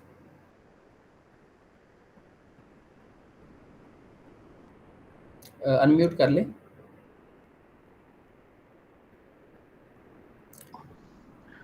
जी, अब मैं थोड़ा-सा आपको ब्रीफ सा इंट्रोडक्शन दे देता हूँ कि ओडो के पास ऐप्स कौन-कौन सी अवेलेबल हैं। अगर फाइनेंस के ग्रुप में जाएँ तो उसके पास accounting, invoicing, expenses, spreadsheets, BA जिसको बीए भी कहता है ओडो, और डॉक्यूमेंट्स और साइन सिग्नेचर्स की ऐप अवेलेबल है। उसके बाद अगर सेल्स में जाते हैं, CRM, sales, point of sale, subscriptions, rental और अमेज़न कनेक्टर की ऐप अवेलेबल है। वेबसाइट्स में उसके पास वेबसाइट बिल्डर, ई-कॉमर्स की ऐप अवेलेबल है। Blogs, forum, live chat, elearning, ये इसके साथ वेबसाइट के साथ आप वेबसाइट के ऊपर ये फीचर्स हासिल कर सकते हैं, कनेक्ट कर सकते हैं, ये ऐप्स अवेलेबल हैं। और इन्वेंट्री और एमआरपी में inventory, manufacturing, PLM, purchase, maintenance और क्वालिटी की ऐप्स अवेलेबल हैं। ह्यूमन रिसोर्सेज ग्रुप की बात करूँ तो ओडो में employees, recruitment, time off, appraisals, referrals और फ्लीट मैनेजमेंट की ऐप अवेलेबल है। मार्केटिंग में social marketing, email marketing, SMS marketing, events, marketing automation और सर्विसेज की ऐप अवेलेबल है। इसी तरह अगर मैं सर्विसेज में जाता हूँ तो प्रोजेक्ट्स की, टाइम शीट की और फील्ड सर्विसेज की, देन हेल्प डेस्क, प्लानिंग और अपॉइंटमेंट्स की ऐप अवेलेबल है। प्रोडक्टिविटी के ग्रुप में जाऊँ तो कुछ उनके पास ऐप्स अवेलेबल हैं। डिस्कस इज़ जस्ट लाइक, जैसे ये हमारा गूगल मीटिंग है या ज़ूम मीटिंग है, तो उस तरह डिस्कस की ऐप अवेलेबल है, जो उनका नया वर्ज़न आ रहा है ओडो 17, उसमें आप वीडियो कॉल्स भी कर सकते हैं और मैसेजिंग, और जस्ट लाइक माइक्रोसॉफ्ट टीम्स या गूगल मीटिंग, ये उनकी ऐप है। तो अगर आप ओडो यूज़ कर रहे हैं तो आपको बाहर किसी और ऐप में जाके या कोई थर्ड पार्टी ऐप यूज़ करने की ज़रूरत नहीं है। आप वहाँ से अपनी मीटिंग्स और कॉल्स वगैरह कर सकते हैं। अप्रूवल्स ये ऐप अवेलेबल है, जो किसी भी किस्म की कोई स्पेशल अप्रूवल्स आपने लेनी है या आपके चलती हैं ऑर्गेनाइजेशन में, तो यहाँ पे आप कॉन्फ़िगर कर सकते हैं उन अप्रूवल्स को, और यहाँ से वो आप अपनी एंट्रीज़ को राउट कर सकते हैं।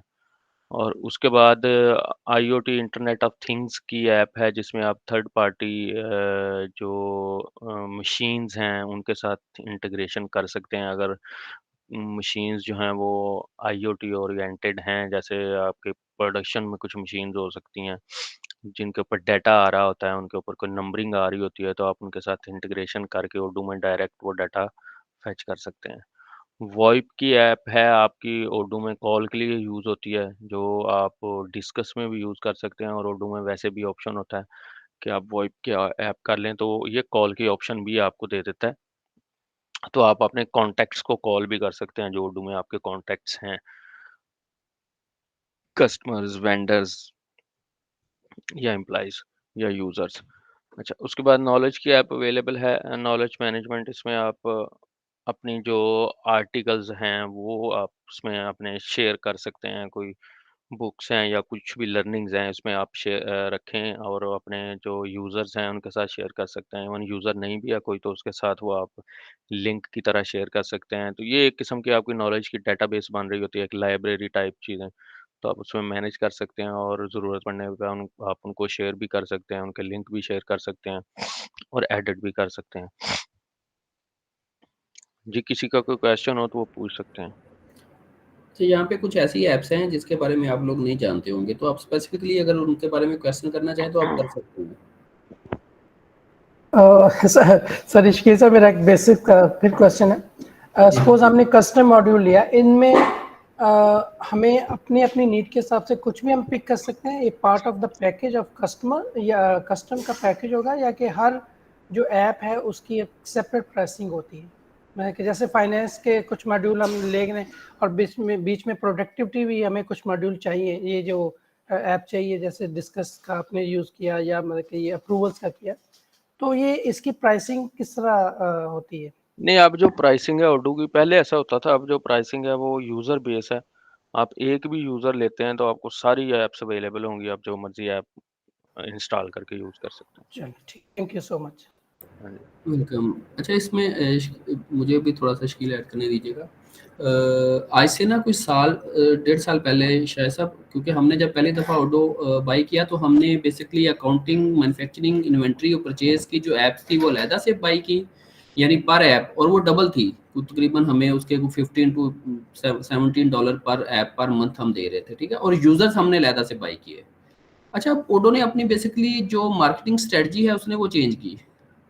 उसकी जो कोशिश है वो ये है कि मैं वॉल्यूम ज़्यादा लेके आऊँ, तो उसने क्या किया, और ये सबसे इफेक्टिव मॉडल है, आप एक यूज़र भी लेते हैं ना, उसके साथ पूरे का पूरा ओडो ERP आपको फ्री मिलता है। यानी ये जितनी ऐप्स यहाँ पे आपको नज़र आ रही है ना, ये ऐप्स आपके लिए सब अवेलेबल हैं। अभी आप देखेंगे भी, आप लोग अपनी मर्जी के मुताबिक, चाहे आप एक ऐप यूज करना चाह रहे हैं, चाहे आप कोई ऐप्स का ग्रुप यूज करना चाह रहे हैं, जब चाहे आप इंस्टॉल कर सकते हैं, जब चाहे अनइंस्टॉल कर सकते हैं, वो आपकी मर्जी है। मगर ये सारी की सारी ऐप्स आपके लिए अवेलेबल हैं। अच्छा, हर ऐप्स के यहाँ पे बेसिकली उससे जुड़े हुए कुछ ना कुछ बेनिफिट्स हैं, जैसे अभी शकील आपको डिस्कस कर रहे थे डिस्कस से रिलेटेड ना। अब डिस्कस ऐप बहुत कॉम्प्रिहेंसिव ऐप है, क्योंकि ये आपकी ना कम्युनिकेशन को बहुत बेहतर करती है। फॉर एग्जांपल, जैसे अगर हम आपकी बात करें कि शायद लतीफ़ साहब बैठे हुए हैं एक सीट के ऊपर, वो कोई डॉक्यूमेंट को अप्रूव करना चाह रहे थे, मगर वो अपने जो बेसिकली सब ऑर्डिनेट है उससे उसके ऊपर डिस्कशन करना चाह रहे हैं। अब लाजमी नहीं वो सब ऑर्डिनेट यहाँ पे आए, डिस्कस में आप उसको नोट भिजवा सकते हैं कि या टू मीटिंग इस पे आप इवेंट प्लान कर सकते हैं, या आप उसको कॉल कर सकते हैं डायरेक्ट ओडो के ऊपर, या आप उसको इवन के वीडियो कॉल कर सकते हैं। ठीक है, वो अपनी सीट पे बैठे आपके साथ उसका आंसर कर सकता है। तो इस तरह के बहुत सारे फीचर्स हैं। और इवन आप एक्सटर्नल भी अगर किसी के साथ, ऑर्गेनाइजेशन से बाहर किसी पार्टी के साथ आप कम्युनिकेशन करना चाहते हैं, फौरी ग्रुप कॉल करते हैं, आप उसी वक्त उस प्रॉब्लम को सॉर्ट आउट कर देते हैं। ठीक है, ऑनलाइन अप्रूवल, जैसे ये अप्रूवल्स की ऐप है। अब ऑनलाइन अप्रूवल्स नॉर्मली क्या होता है कि अप्रूवल्स के लिए लोगों को वेट करना पड़ता है, मगर अब ऐसा नहीं है। दुनिया में आप कहीं पे भी मौजूद हैं, आपके पास रिक्वेस्ट आती है, आप अपने, क्योंकि ये मोबाइल ऐप भी अवेलेबल है इसकी, तो मोबाइल ऐप में अब आपके पास नोटिफिकेशन आ रही होती है कि कौन सी अप्रूवल पेंडिंग है। अब जो जो अप्रूविंग अथॉरिटी है वो उस डॉक्यूमेंट को ओपन करती है, वो अपने उसमें जो भी क्राइटेरिया है उनका अप्रूवल का, वो उसको रिव्यू करने के बाद उसको अप्रूव या रिजेक्ट है वो कर सकती है। ठीक है, तो इस तरह के बहुत सारे, जैसे ये नॉलेज मैनेजमेंट सिस्टम की अगर बात करें, तो बेसिकली नॉलेज से मुराद है कि ऑर्गेनाइजेशन में कुछ स्पेसिफिक नॉलेजेस होते हैं। ऑर्गेनाइजेशन चाह रही होती है कि ये नॉलेज हम जो बाकी आने वाले लोग हैं हम उनके साथ भी शेयर करें। वो विद इन ऑर्गेनाइजेशन भी हो सकता है, ऑर्गेनाइजेशन से बाहर भी हो सकता है। तो नॉलेज मैनेजमेंट सिस्टम एक्चुअली यही काम करता है कि विद इन ऑर्गेनाइजेशन जो स्पेसिफिक लर्निंग्स हैं, या जो लोगों ने बहुत अरसे से उन्होंने जो कॉम्पिटेंसीज गेन की हैं, उसको नॉलेज की फॉर्म में अवेलेबल एक प्लेस पे कर दिया जाए और लोग उससे बेनिफिट उठाएं। हमारी प्रीवियस ऑर्गेनाइजेशन में हमने ऐसे मॉडल्स बनाए थे कि जिसमें फॉर एग्जांपल कुछ डाटा, आर्टिकल, क्विज से रिलेटेड जो इन्फॉर्मेशन थी उनको सेंट्रलाइज प्लेस कर दिया था। अब किसी भी शख्स को कोई ऐसा कंटेंट मिलता था जो कि उसकी प्रोफेशनल लाइफ में इफेक्टिव होता था, वो उसको उस नॉलेज मैनेजमेंट सिस्टम में अवेलेबल कर देता था और वो बाकी सबके लिए हेल्पफुल हो जाता था। उससे ये भी होता था कितने लोग इसको रीड कर चुके हैं, उनके कमेंट्स, और ये सारी फीचर्स इनमें मौजूद होती हैं। तो बेसिकली एक सिस्टम के अंदर आपकी सारी प्रॉब्लम का सॉल्यूशन होना, और उसका और इससे बड़ा फायदा होता है कि उसके लॉग्स मेंटेन होते हैं। ठीक है, कि किसने कब कब क्या क्या एक्टिविटी की, तो वो पर्सन खुद भी उसको रिव्यू कर सकता है। अगर फॉर एग्जांपल आप कोई ऐसा प्लान लेके आ रहे हैं कि लोगों की नॉलेज बिल्डिंग के लिए आप चाह रहे हैं कि कोई एक प्लान हो जिस जो लोग लर्न करें, उनको कुछ रिवार्ड या कोइंस या कोई उसको एप्रिसिएशन मिले, तो ये सारे के सारे फंक्शन इन सिस्टम्स में मौजूद होते हैं। ठीक है, इसके अलावा मल्टीपल अदर एप्स हैं। अगर आप इससे रिलेटेड कोई क्वेश्चन पूछना चाहते हैं स्पेसिफिकली तो आप पूछ सकते हैं। Sir thank you so much. I think ये इतनी ज़्यादा फंक्शनलिटी और इतने रीजनेबल प्राइस में, मैं कहता हूँ कि शायद किसी और प्लेटफॉर्म में ऐसी चीज़ें नहीं मिलेंगी इतनी कम प्राइस में। Thank you so much sir. Welcome sir. जी शकील, जी अस्सलाम वालेकुम। Over to you. अनम्यूट कर लें।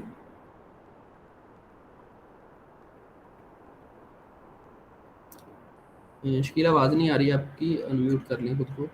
मैं कह रहा हूँ किसी का क्वेश्चन है, शायद कोई किसी ने बोला है। नहीं फिलहाल नहीं है। अच्छा, क्वेश्चंस पे मैं आप लोगों को इनकरेज करूंगा, वो चाहे आपका बेसिक क्वेश्चन हो, चाहे आपको लगे कि वो इतना छोटा सा क्वेश्चन है कि शायद नहीं पूछना चाहिए, मगर मैं फिर भी इनकरेज करूंगा कि आप लोग ज़रूर पूछें। ठीक है, यहाँ पे हम सब लोग एक जैसे हैं। ठीक है, हम आप लोगों से लर्न कर रहे हैं और कुछ ना कुछ आप लोगों को हम बेसिकली नॉलेज प्रोवाइड करने की कोशिश कर रहे हैं। तो आप लोग जितना ज़्यादा क्वेश्चनिंग करेंगे वो आप लोगों के लिए उतना ही ज़्यादा इफेक्टिव होगा। तो काइंडली इस बारे में कहीं पे भी कोई लिमिटेशन नहीं है, रिजर्वेशन नहीं है, आप क्वेश्चन ज़रूर पूछें। ठीक है, ताकि हम इस सेशंस को, इस लर्निंग को इफेक्टिव बना सकें। जी जी सर एक क्वेश्चन है। जी प्लीज़। सर ये जो ऐप्स हैं, एक तो ये बता दें कि ये क्या प्री फॉर्मेटेड हैं कि इनके फॉर्मेट पहले से बने हैं, फिर उसके बाद अगर मतलब कस्टमाइज भी हैं तो इनमें फिर किस तरह कंसल्टेंसी दे सकते हैं बंदा अगर कस्टमाइज भी हैं तो? आप कंसल्टेंसी देने की बात कर रहे हो ना? जी अच्छा, इसमें दो पार्ट है आपके क्वेश्चन के। सबसे पहले तो क्या ये जो ऐप्स हैं ये प्री फॉर्मेटेड हैं? जी, ये ऐप्स बिल्कुल एक जेनेरिक ग्लोबल नीड्स को मद्देनज़र रख के उन्होंने डिज़ाइन कर दी हैं, ठीक है? यानी जो इसमें 2 तरह की चीज़ें आपको नज़र आएँगी। एक आएगा फॉर्म्स, फॉर्म्स बेसिकली उस एरिया को कहते हैं जहाँ पे हम इनपुट्स दे रहे होते हैं। दूसरा रिपोर्टिंग पार्ट होता है जिसमें डैशबोर्ड्स भी होता है, रिपोर्ट्स भी होती हैं। तो एक प्री स्ट्रक्चर्ड जो फॉर्मेट्स हैं वो इन्होंने बना दिए हैं, ठीक है? जनरल यूजर की नीड्स को मद्देनजर रखते हुए। अच्छा, जो सेकंड इसका पार्ट है वो ये है कि आपने कहा कि क्या ये कस्टमाइजेबल है? तो अगर आप ओडो कस्टम पे जाते हैं, ठीक है, हमने देखा था ना अभी प्राइसिंग के 3 मॉडल थे, एक फ्री था, एक स्टैंडर्ड था, एक कस्टम था।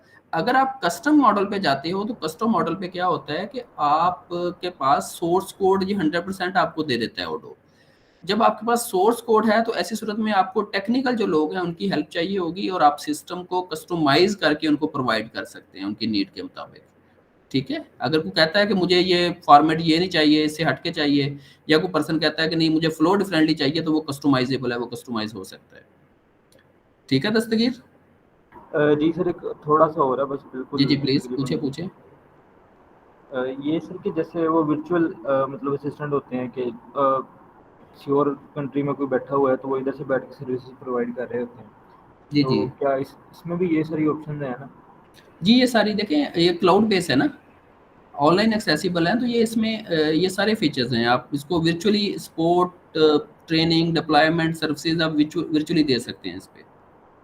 ठीक है सर, बहुत शुक्रिया जी। वेलकम जी। शकील प्लीज।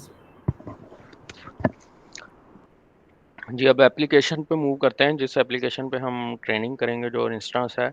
अच्छा, इसमें कुछ यूज़र्स ने लॉगिन बनाया है, तो मुझे सर की तरफ से क्वेश्चन आया था कि कुछ को इश्यूज़ आ रहे हैं। तो आप लोग जब जैसे ही लॉगिन करते हैं तो कुछ लोगों को वो वेबसाइट, ये वेबसाइट लैंडिंग पेज है, तो यहाँ पे वो लैंड करवा रहा होगा और आप जाते हैं यहाँ पे माई अकाउंट में, तो आपको वो ये ऑप्शंस शो करवाता है।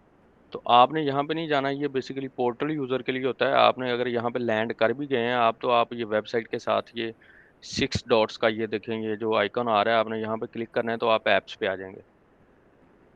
अच्छा, आप एक काम करते हैं, आप लोग काइंडली अपने सिस्टम्स को लॉगिन कर लें जो आपको एक्सेस दी थी, और आप सारे इस पेज के ऊपर आ जाएं।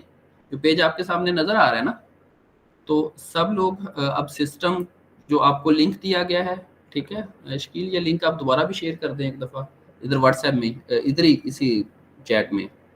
जी, मैं कर देता इस लिंक पे आप लोग अपने ब्राउज़र में ये लिंक एंटर करें, उसके बाद आप अपना यूज़र नेम दें, आप अपना पासवर्ड दें, और यूज़र नेम और पासवर्ड के बाद आप लोगों ने क्या करना है कि स्क्रीन आएगी और आपने वहाँ से जाना है ऐप्स के ऊपर, और आपके सामने ये स्क्रीन आ जाएगी।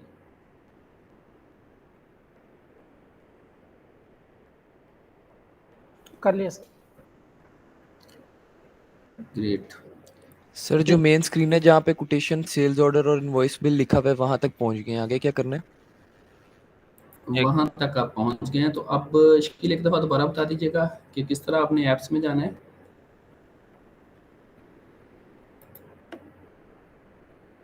यहाँ पे आप, जी सर, यहाँ तक पहुंच गए हैं। अच्छा, आपके पास ये वेबसाइट के साथ ये 6 डॉट्स आ रहे हैं? नहीं, ऊपर टॉप में वेबसाइट नहीं और सर, उसके ये नहीं आ साथ रहे। वेबसाइट भी नहीं लिखा आ रहा? नहीं सर, मेरे पास ये योर लोगो के साथ होम, शॉप, इवेंट्स ये लिखा हुआ आ रहा है, उसके ऊपर नहीं है। आपका यहाँ पे नाम आ रहा है जिससे लॉगिन है, साइन इन हुआ हुआ है? जी सर, सर क्या मोहम्मद अकाउंट उस्मान के नाम पे वेरीफाई तो नहीं लॉगिन है। करना पड़ता इसके लिए? क्या नहीं करना पड़ता? आप वो वेरीफाई का ऑप्शन आ रहा था उधर इवेंट्स में जाकर, तो उसके लिए क्या वो ये आप ये कौन यूज़र हैं जो बात कर रहे हैं जिनको ये इशू आ रहा है, बताते हैं ज़रा। उस्मान। उस्मान आपने लॉगिन नहीं किया शायद। सर लॉगिन किया हुआ है, मोहम्मद उस्मान के नाम पे अकाउंट में हूँ इस वक्त।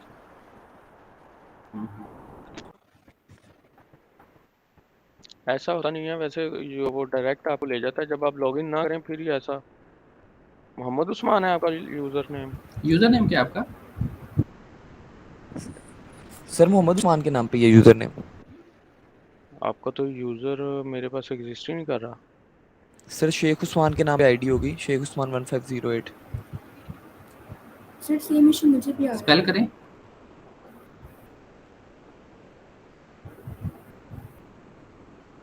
एक मिनट।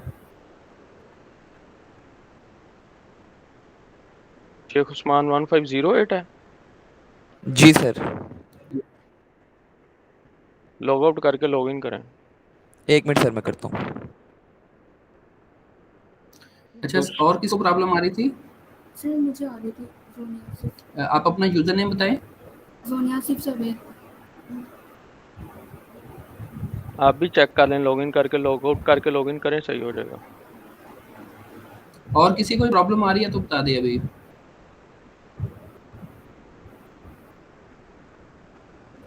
सर ये ऐप नहीं जी शो हो सर, रही मुझे। मुझे भी आ रही है। मेरा भी नहीं शो हो रहा, वो जैसे वो कह रहे थे ना वैसे ही हो रहा है। मैं अच्छा, आपको एक पिक्चर भेजता हूँ ग्रुप में। इट्स ओके, बस अभी मैं सारों आप को अपना कर देता हूँ। यूजर नेम बताएं अभी अपना। Jaleel Ahmed sir. Just a minute.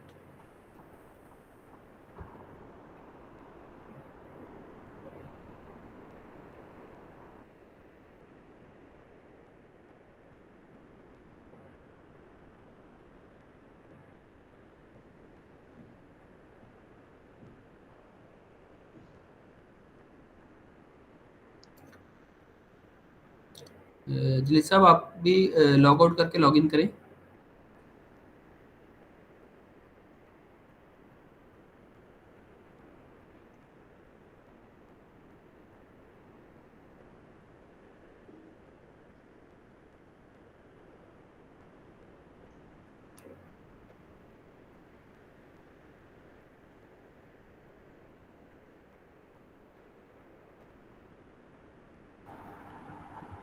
ये जो पोर्टल यूजर को हम इंटरनल यूजर कर रहे हैं, इसमें क्या फर्क था?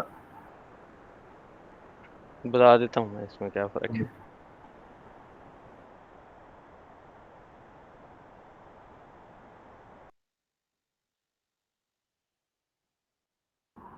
जी सर हो गया मसला। जी, पोर्टल यूज़र होता है आपके आपकी आवाज नहीं क्लियर। कॉन्टैक्ट्स के लिए, आपके वेंडर्स के लिए, आपके कस्टमर्स के लिए आप उनको अच्छा, क्या पोर्टल कोई यूज़र दे सकते हैं, डिस्टॉर्शन आ और वो गया जैसे ही लॉगिन करेंगे वो अपनी सेल ऑर्डर्स, अपनी कोटेशंस, अपनी। मेरी आवाज़ में डिस्टॉर्शन आ रही है? आप दोबारा बताएं अभी। जी, अब आवाज़ सही आ रही है? जी। मैं कह रहा हूँ पोर्टल यूज़र होता है कि आप अपने कस्टमर्स को, अपने वेंडर्स को वो दे सकते हैं पोर्टल यूज़र, उनके कॉन्टैक्ट के नाम से बना के, तो फिर वो अपने सेल ऑर्डर्स, अपनी कोटेशंस, अपनी इनवॉइसेस, उनसे रिलेटेड जो भी डॉक्यूमेंट्स हैं, अगर वो टिकट्स कोई डाल रहे हैं आपके सिस्टम में, तो वो सारी वो देख सकते हैं, रिटर्न्स अपनी देख सकते हैं। Everything related to that contact वो देख सकते हैं, और वो पोर्टल यूज़र होता है, वो आपकी एप्लीकेशन में नहीं आ सकता। तो जैसे आप लोगों को शो हो रहा था, वैसे ही वो सिर्फ रीड ओनली मोड में वो देख सकते हैं। हाँ, कुछ केसेज़ में अगर आप उनको इजाज़त देते हैं, तो वो परमिशन अलाउ करते हैं उनको, तो वो डॉक्यूमेंट साइन भी कर सकते हैं वो। बस इतना ही। ठीक है, बेसिकली 3 तरह के यूजर हैं यहाँ पे। इंटरनल यूजर का मतलब है ये वो यूजर जो ईआरपी के, जो इस ओडो इस सिस्टम के यूजर हैं, और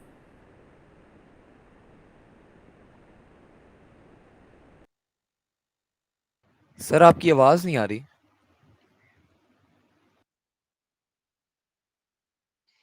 इसमें इनपुट्स कर सकते हैं। ठीक है, डायरेक्टली इसके अच्छा, इंटरनेट मैं चेंज करता हूँ। और किस-किस को प्रॉब्लम है, काइंडली वो डिस्कस कर ले। Shakeel sir repeat apps. ये जो ये मतलब जो नहीं मैंने आई है। पिक्चर शेयर की है, सर मुदस्सिर, ये जो मैंने पिक्चर शेयर की है, अब इससे आगे फर्दर किसमें इनमें से जाना है, जो डिफरेंट आइकॉन्स बने हैं?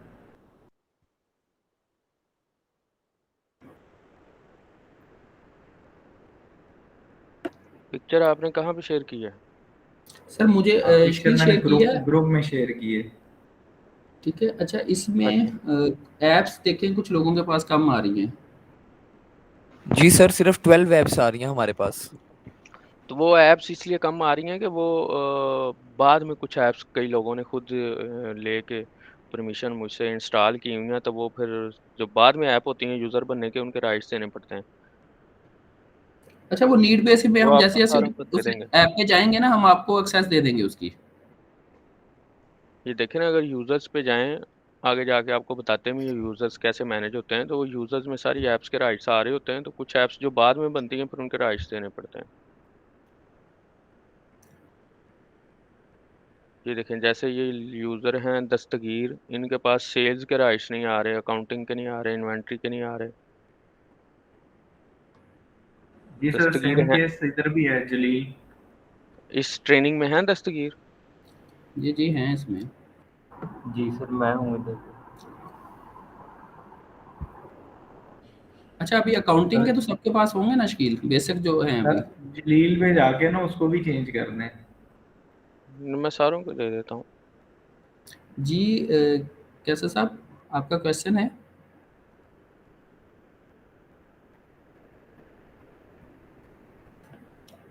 कैसर साहब, आपने हैंड रेज़ किया था, क्वेश्चन है आपका कोई? आपकी आवाज़ नहीं आ रही हमें।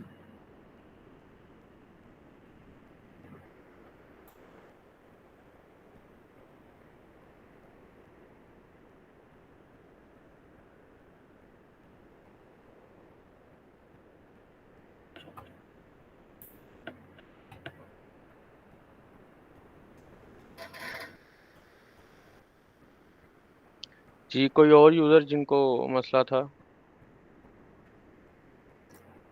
सर जलील।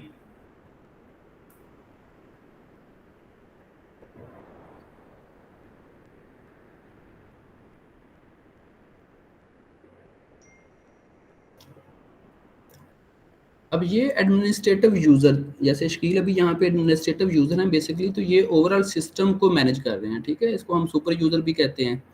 तो ये एक्सेस एलोकेट कर रहे होते हैं मुख्तलिफ, इवन के जो कंसल्टेंट्स लेवल पे होते हैं ना, उनको भी कुछ ना कुछ कंट्रोल्ड एक्सेस एक्सेस होती है। जैसे यहाँ पे अब आपको मॉड्यूल्स के एडमिनिस्ट्रेशन के राइट्स दिए हैं। अभी जब हम डिस्कस भी करेंगे यूज़र के राइट्स को, तो आपको बताएँगे कि राइट्स कितनी तरह के होते हैं और उनकी जो एलोकेशंस है वो किस तरह करनी है।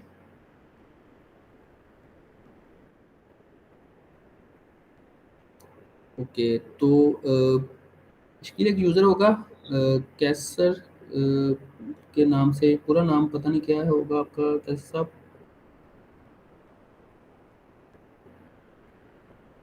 कैसर जी, मैं इकबाल बता सर। कैसर इकबाल,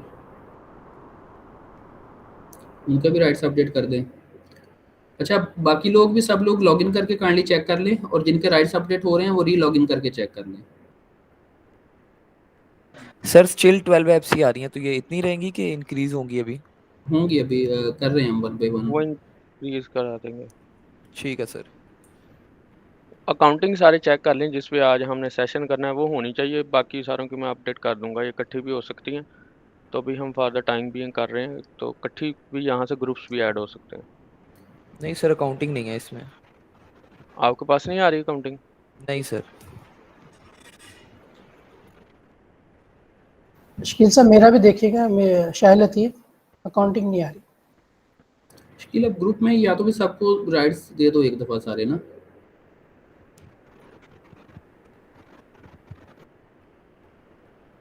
जी, मैं दे देता हूँ।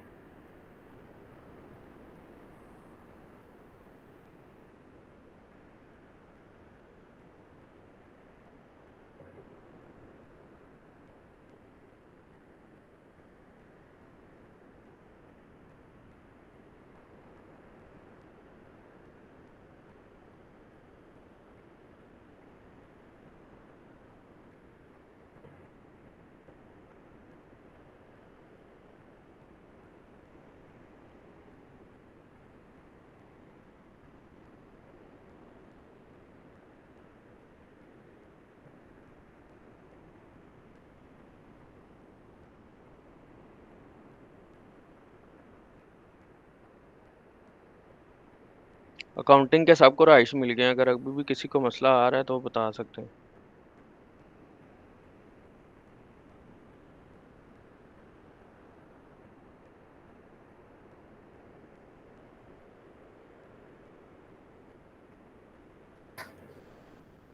थैंक यू सर, मिल गया।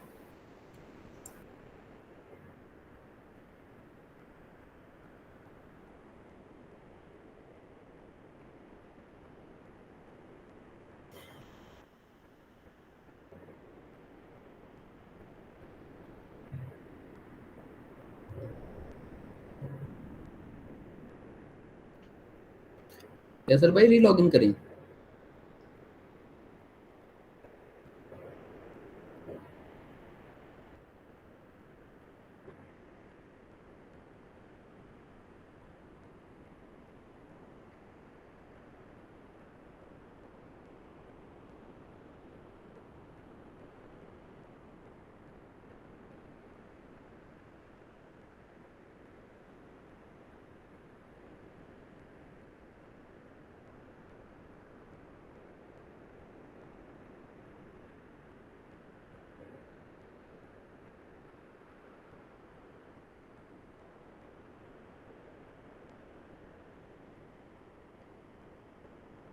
जी, अभी जो चाहिए वो अपडेट कर दिए, फिर बाद में सारी अपडेट कर देंगे।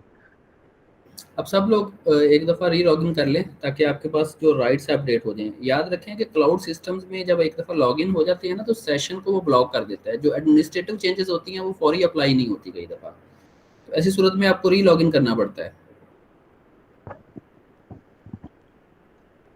अच्छा, अब हो सकता है कि आपके पास ये सारी ऐप्स ना हो, क्योंकि Shakeel is a admin user, तो इनके पास मैक्सिमम एक्सेस है, तो नीड बेस पे आपको जो रिमेनिंग एक्सेस है वो मिलती रहेगी।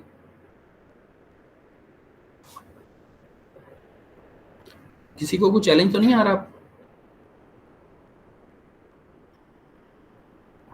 अकाउंटिंग सॉफ्टवेयर रिक्वायर्ड है उसकी ऐप, तो वो तो अवेलेबल हो गई है। नहीं समझाया क्या, सॉरी दोबारा बताएं जलील साहब। मैंने कहा अकाउंटिंग का अभी ऐप ज़रूरी है, तो वो तो मेरे ख्याल में सबकी होगी है, मेरी भी शो हो रही है। आपकी भी शो हो रही है, ठीक है, ऑलराइट। तो मेरे ख्याल में सब लोग आ चुके हैं इस पेज के ऊपर, तो आगे बढ़ें। ठीक।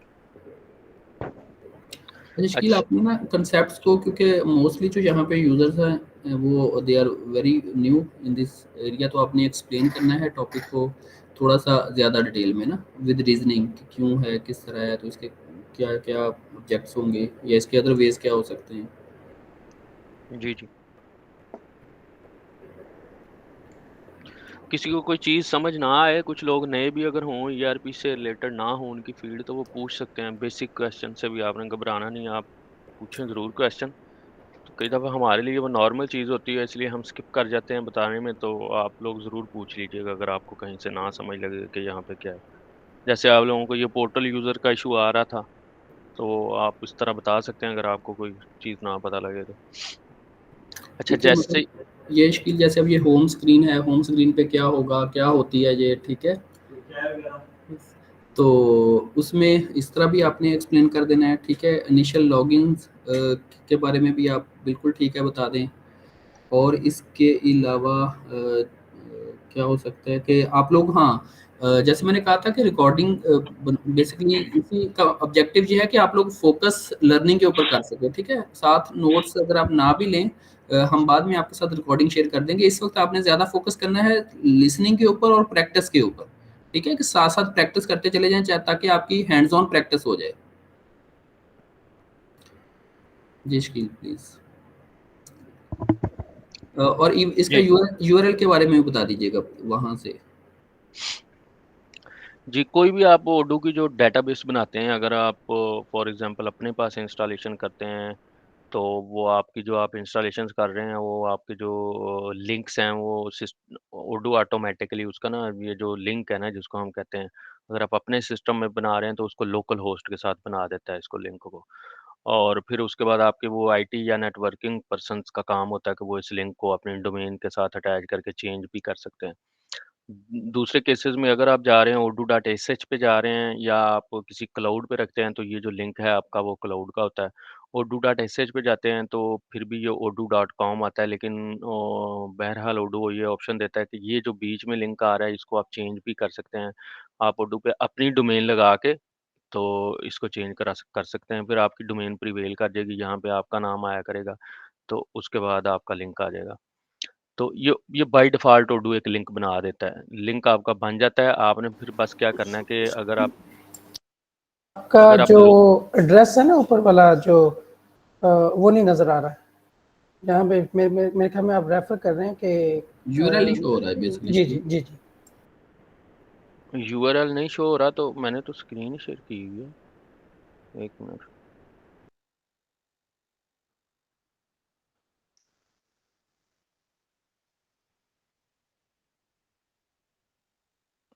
Top sharing.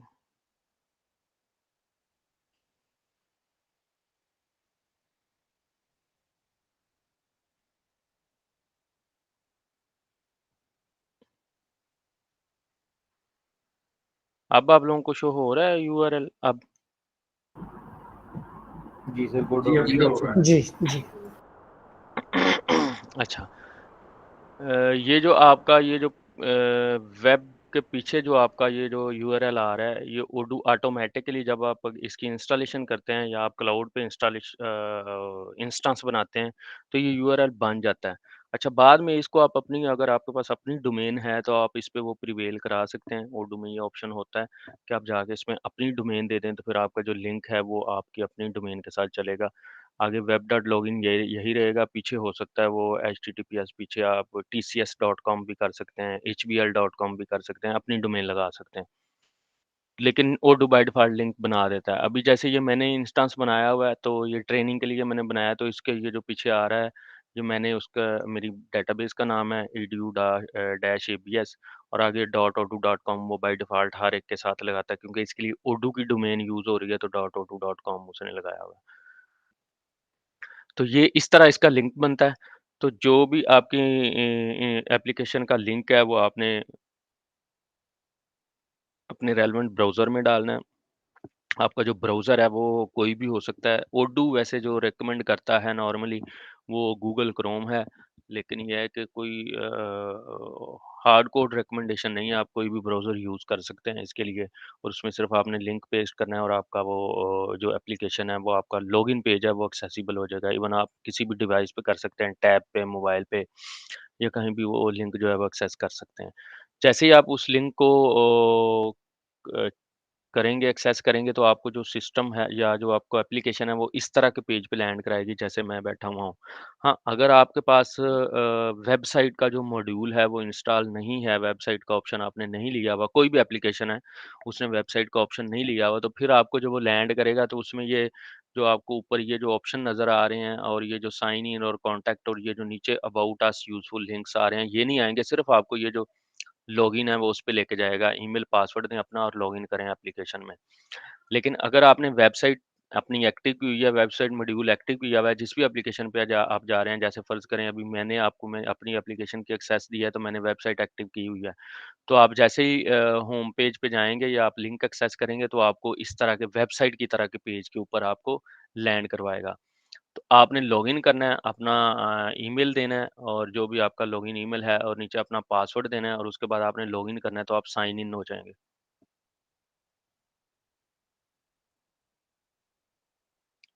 जैसे ही आप साइन इन होंगे, तो एक तो जहाँ पे पहले साइन इन लिखा आ रहा था, यहाँ वहाँ पे आपका नाम आ जाएगा, और सेकंडली कुछ चीज़ें आपकी लॉगिन पेज के अलावा चेंज हो जाएँगी। आपको पता होगा, लग जाएगा कि मैं अब साइन इन हो गया हूँ उस एप्लीकेशन में। और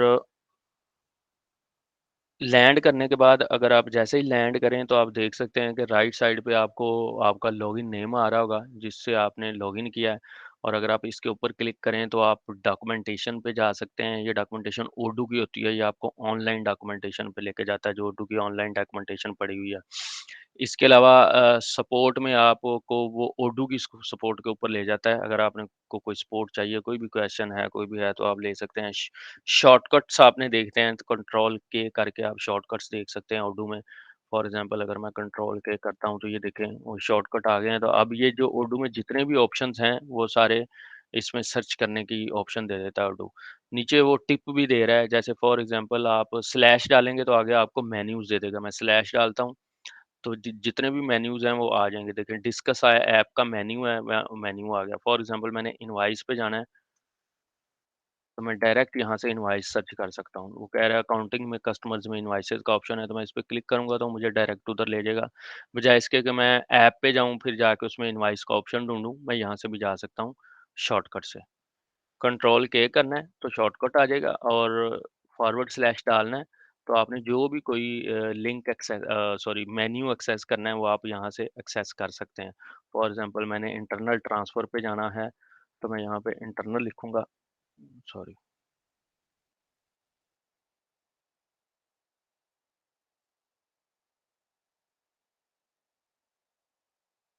मैंने ट्रांसफ़र लिखा है तो उसने मुझे नीचे बता दिया इन्वेंटरी में ऑपरेशन में ट्रांसफ़र्स का ऑप्शन है, इस पे क्लिक करूँगा तो वो मुझे इंटरनल ट्रांसफ़र्स की स्क्रीन पे ले जाएगा। तो इसी तरह आपको ज़रूरी नहीं है कि आप पहले ऐप में जाएँ, उस ऐप में जाके वो ऑप्शन ढूँढें, आप यहाँ से भी डायरेक्ट किसी भी मेन्यू के ऊपर जा सकते हैं शॉर्टकट्स से। इसी तरह अगर मैं दोबारा उसके ऊपर क्लिक करूँ, तो ऐड अगर आप इसमें लिखेंगे, तो आपको जितने भी यूज़र्स हैं उर्दू में वो आ जाएँगे सामने। तो आप किसी की यूज़र के ऊपर आप अगर ऐसे क्लिक करता हूँ मैं, फॉर एग्ज़ाम्पल मैं इस पे क्लिक करता हूँ तो वो उसके चैट बॉक्स खोल देगा, आप इसके साथ कोई भी चैट यहाँ पे कर सकते हैं। ठीक, तो जो मैं पीछे बात कर रहा था वॉइप की, अगर आपने वॉइप का ऑप्शन वाइप वॉइप की ऐप जो है वो इंस्टॉल की हुई है। अच्छा, वॉइप की उर्दू में ये ऑप्शन होता है कि वॉइप की ऐप आप इंस्टॉल कर लें, फिर आप उसको थर्ड पार्टीज़ के साथ इंटीग्रेट भी कर सकते हैं और आपको नंबर्स भी एलोकेट हो सकते हैं। अब जैसे फॉर एग्ज़ाम्पल मैं जिस कंपनी में काम कर रहा हूँ, तो वहाँ पे हमारे अमेरिकन क्लाइंट्स हैं, तो हमारे पास वो उर्दू में ही ऑप्शन है, कॉन्फ़िगरेशन हुई हुई है, वो उनकी वॉइप की ऐप के साथ कि हमारे पास यहाँ पे ये देखें, ये जो फ़ोन का बटन है ये एक्टिव है। और यहाँ पे वो और फ़ोन करने का ऑप्शन भी आ रहा है और ऊपर उर्दू में, क्योंकि वॉइप की ऐप हमने इंस्टॉल की हुई है। और हमारे पास जितने भी हमारे क्लाइंट्स हैं या जो कस्टमर्स हैं वो ओपन हुए हुए हैं एज़ अ कॉन्टैक्ट सिस्टम में। तो उनके नंबर भी हैं ऑब्वियसली कॉन्टैक्ट पर्सन्स के। तो हम किसी के साथ भी कोई भी अगर वो कोई बात करना चाहते हैं या उससे कोई कॉन्टैक्ट करना है, उसकी कोई टिकट है, उसपे कोई उसको रिस्पॉन्स देना है, तो हम जस्ट उसका यूज़र एक्सेस करते हैं और यहाँ से उसको कॉल करते हैं तो डायरेक्ट उसको कॉल चली जाती है उसके मोबाइल के ऊपर, क्योंकि उसके मोबाइल का नंबर दिया हुआ है। और हमने जो अपने नंबर्स जो हैं वो एक ऐप थर्ड पार्टी ऐप है ऑनलाइन, ऑनसिप ऐप है। हमने उससे वो अपने नंबर अलॉट करवाए हैं और वो हमारे एक यूज़र के साथ एक नंबर अलॉट कर देता है, तो यहाँ से कॉल्स भी डायरेक्ट जा रही होती हैं। और इवन हमें जब ज वीडियो कॉल की ज़रूरत पड़ती है, उसके लिए हम टीम्स यूज़ करते हैं, क्योंकि वीडियो कॉल उर्दू में अभी तक रिकॉर्डिंग का ऑप्शन नहीं है। वीडियो कॉल आप कर सकते हैं 16 में भी, लेकिन रिकॉर्डिंग के उसमें ऑप्शन नहीं है। रिकॉर्डिंग का ऑप्शन सुना है मैंने कि वो शायद 17 में ऑन कर दें, जो 17 वर्ज़न आ रहा है, तो फिर आप यहाँ से आपकी जो वीडियो कॉलिंग है वो भी बहुत ईज़ी हो जाएगी। तो वीडियो कॉलिंग भी यहाँ से आप कर सकते हैं। इसके अलावा चैट आप यहाँ से कर सकते हैं।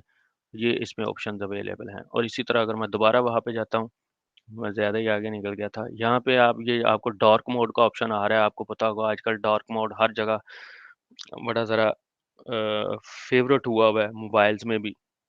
ओडो ने भी ऑप्शन दिया हुआ है, इसको अगर आप एक्टिव करें तो आपकी जो लेआउट है या जो आपका थीम है वो डार्क हो जाएगा। तो अगर आप डार्क मोड को पसंद करते हैं तो आप अपना जो थीम है उसको डार्क मोड भी कर सकते हैं। और जो उनका नया वर्ज़न आ रहा है उसमें डार्क डार्क मोड ज़रा ज़्यादा और भी अच्छा लगता है, क्योंकि वो वाइट है ज़्यादा। उसके बाद अगर आप माई प्रोफ़ाइल पे क्लिक करेंगे तो आपका ये जो यूज़र है, जिस यूज़र से मैं लॉगिन हूँ, इस प्रोफ़ाइल पे ले जाएगा। माई डेटाबेस पे क्लिक करेंगे तो इसके पीछे जो डेटाबेस है उस पे ले जाएगा। कई दफ़ा ये होता है कि एक से ज़्यादा डेटाबेसेस भी होती हैं आपके पास। जैसे मैं एडमिन हूँ तो मेरे पास एक से ज़्यादा डेटाबेस की भी एक्सेस हो सकती है। तो यहाँ से आप नई डेटाबेसेस क्रिएट भी कर सकते हैं और जो आपके पास एक्सेस होगी वो सारी यहाँ पे डेटाबेसेस आ भी रही होंगी। तो अभी चूँकि ये जो इंस्टेंस है ये SaaS प्लेटफ़ॉर्म है, सॉफ्टवेयर एज़ अ सर्विस, तो इसके पीछे डेटाबेस मेरी नहीं है, वो उन्होंने मुझे एक्सेस दी हुई है तो इसलिए मुझे यहाँ पे शो नहीं हो रही। वापस अगर मैं जाता हूँ उसी ऑप्शंस पे, तो उसके बाद माई सब्सक्रिप्शन में जाके आप अपनी सब्सक्रिप्शन देख सकते हैं। अगर आपने ओडू का लाइसेंस लिया हुआ है तो यहाँ से आप अपनी सब्सक्रिप्शन अपडेट भी कर सकते हैं और जो सब्सक्रिप्शन आपने लगाई हुई है वो देख भी सकते हैं। लॉग आउट करने के लिए यहाँ से आप सिंपली लॉग आउट करेंगे और दोबारा लॉगिन कर सकते हैं। ये जो आपके पास बटन नज़र आ रहा है ये ओडू स्टूडियो का बटन है। जो ओडू स्टूडियो है सर ये है हमारे मैंने देखा नहीं, मैं अभी बता दूँ या हमने आगे कभी कहीं बताना है? नहीं नहीं, ओडू स्टूडियो नहीं है फिलहाल हमारे पास। सर ये ओडो स्टूडियो मुझे नहीं नजर आ रहा, ना इससे एबीएस आ रहा है। एबीएस भी सर नहीं आ सिर्फ रहा आपको? क्लॉक और मैसेजेस आ रहे हैं, सिर्फ क्लॉक शो हो रही है और साथ मैसेजेस शो हो रहे हैं। अच्छा, मैं बता देता हूँ क्यों नहीं आ रहे आप लोगों के पास, क्योंकि आप वो कंपनी चेंज नहीं कर सकते आप। ये कंपनी का ऑप्शन है, इसके ऊपर अब मैं क्लिक करूँ तो ये 2 कंपनीज़ कुछ लोगों ने बनाई हुई हैं। तो ये जिसने बनाई है उसी को इसकी एक्सेस है, आप उसकी कंपनी में नहीं जा सकते। आपको मैंने बाय डिफ़ॉल्ट एबीएस की एक्सेस दी हुई है तो आप उसमें हैं। ठीक है? अगर आपको कोई मल्टी कंपनी चलाना चाहते हैं तो आपको उसकी एक्सेस होगी तो फिर ये कंपनी शफ़ल करने का बेसिकली ऑप्शन है। तो जिसके पास एक ही कंपनी है उसको ज़रूरत नहीं है इसकी, वो इसलिए ओडू उसको शो भी नहीं कराता। और ओडू स्टूडियो का ऑप्शन, ओडू स्टूडियो मैं थोड़ा-सा बता देता हूँ, ये बेसिकली अगर आपने कुछ फ्रंट एंड से कुछ कस्टमाइज़ेशंस करनी है जो थोड़े बहुत टेक्निकल्स होते हैं वो कर सकते हैं। फॉर एग्ज़ाम्पल आपने इनवॉइस के ऊपर कोई रेफ़रेंस फ़ील्ड लगाना है तो वो आप यहाँ से लगा सकते हैं इसके ऊपर क्लिक करके। तो ये एक फ्रंट एंड डेवलपमेंट टूल है जिसके लिए आपको डेवलपर होने की ज़रूरत नहीं होती और ये बहुत कम रिकमेंड किया जाता है कि इसको आप यूज़ करें, क्योंकि अगर आपको कुछ आप इससे ज़्यादा अगर आप एडिट करने की कोशिश करें तो फिर आपकी जो एप्लीकेशन है उसमें एरर्स के चांसेस होते हैं, फिर आपको टेक्निकल की तरफ जाना पड़ता है या कल को अगर आपकी एप्लीकेशन के लाइसेंस या वर्जन अपग्रेडेशन का मामला आता है तो फिर आपने अगर ओडू स्टूडियो से अगर कोई ऐसी कस्टमाइजेशन की हुई है जो स्टैंडर्ड के मुताबिक नहीं है तो फिर आपको उसका चैलेंज आता है। बहरहाल ऑप्शन इज़ देयर, आपको कहीं पे कुछ थोड़ी बहुत ज़रूरत है तो आप कर सकते हैं, लेकिन होने का मतलब ये नहीं है कि आप करते ही जाएँ।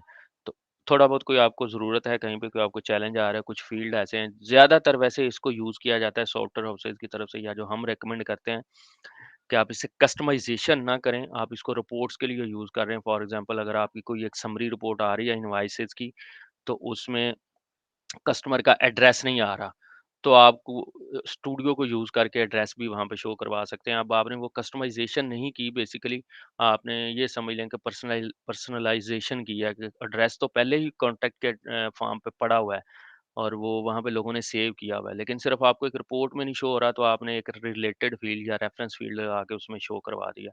तो इस तरह की जो कस्टमाइज़ेशन है स्टूडियो से रिकमेंड की जाती हैं।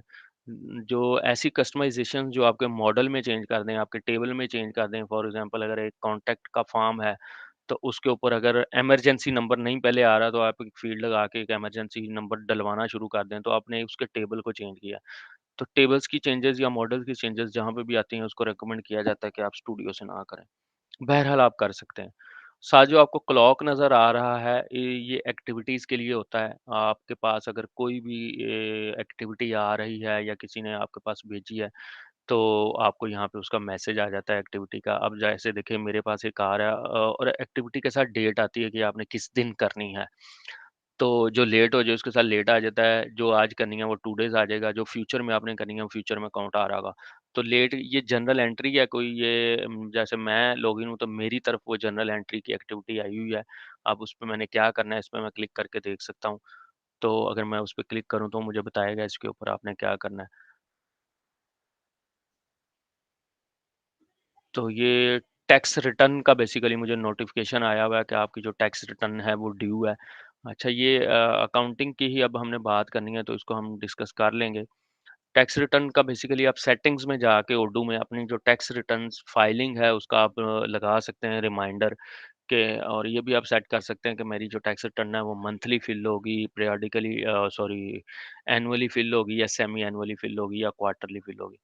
तो उसके बाद आप अगला ऑप्शन होता है कि आप उसके ऊपर अलर्ट लगा लें कि मुझे कितने दिन बाद इसका नोटिफ़िकेशन अलर्ट दिया करें। तो उसके बाद आपको वो अलर्ट आ जाता है। सिर्फ़ एक सेकंड होल्ड कीजिएगा, मैं दोबारा जॉइन करता हूँ।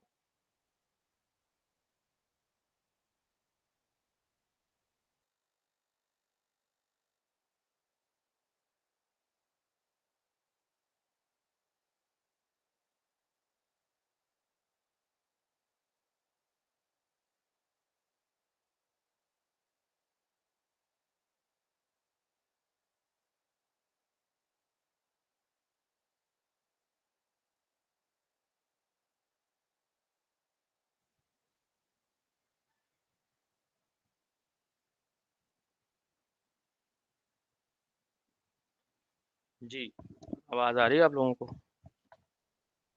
जी सर, अभी आ रही है पहले नहीं आ रही थी? और कुछ देर के दरमियान में साइलेंट हो गए थे, कोई 1 मिनट वो मतलब मैंने आधे ब्रेक घंटे। लिया था।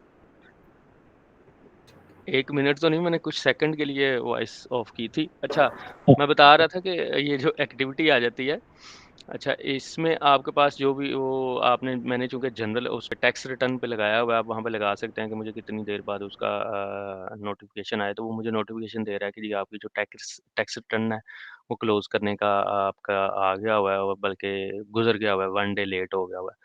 तो वो आप फ़ाइल कर लें। तो इसके लिए क्लोज़िंग करनी होती है टैक्स की। अगर अगर हम अकाउंटिंग में जाएँगे तो होप सो आपको दिखा भी देंगे।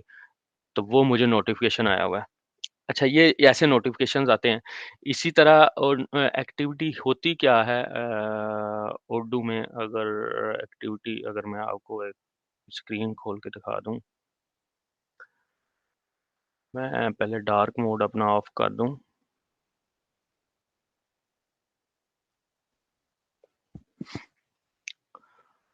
एक्टिविटी बेसिकली होती है वहाँ जहाँ पे कोई भी ट्रांज़ैक्शन आप किसी स्पेसिफ़िक पर्सन से रिलेट कर रही हो, तो वहाँ पे जो है ना एक्टिविटी एक जनरेट होती है और वो उस पर्सन की तरफ राउट हो जाती है। और उसके बाद उसको नोटिफ़िकेशन चला जाता है। ये देखें आपको ये साइड में नोट नज़र आ रहा है। अच्छा आप चाहते हैं जी ये जो वेयरहाउस ये एक ट्रांसफ़र है, आप चाहते हैं जी ये मैं फलाँ किसी एक यूज़र की तरफ राउट करना चाहता हूँ या उसके लिए एक्टिविटी जनरेट करना चाहता हूँ कि वो इसको चेक करे या इसको अप्रूव करे या इसके ऊपर रिटर्न मार करे, तो आप यहाँ से एक्टिविटी क्रिएट कर सकते हैं। ठीक है? अब जैसे ही आप यहाँ से एक्टिविटी क्रिएट करेंगे, ये देखें बाय डिफ़ॉल्ट मुझे असाइन है, आप यहाँ पे यूज़र कोई भी चेंज कर दें, मैंने मोहम्मद उस्मान कर दिया, यहाँ पे ड्यू डेट देंगे, ये एक्टिविटी कब ड्यू है। तो अब उसको नोटिफ़िकेशन भी चला जाएगा और साथ ही साथ यहाँ पे लॉग में भी आ जाएगा कि आपने फलाँ यूज़र की तरफ वो एक्टिविटी भेज दी है।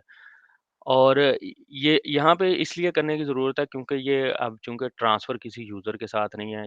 अब अगर आपकी कोई ऐसा स्क्रीन है या ऐसी कोई एक्टिविटी है जो ऑलरेडी किसी यूज़र के साथ अटैच है, फॉर एग्ज़ाम्पल मैंने सेटिंग की हुई है एचआर में कि मैं यूज़र हूँ और जो मेरे मैनेजर हैं वो मुदस्सिर इरशाद साहब हैं।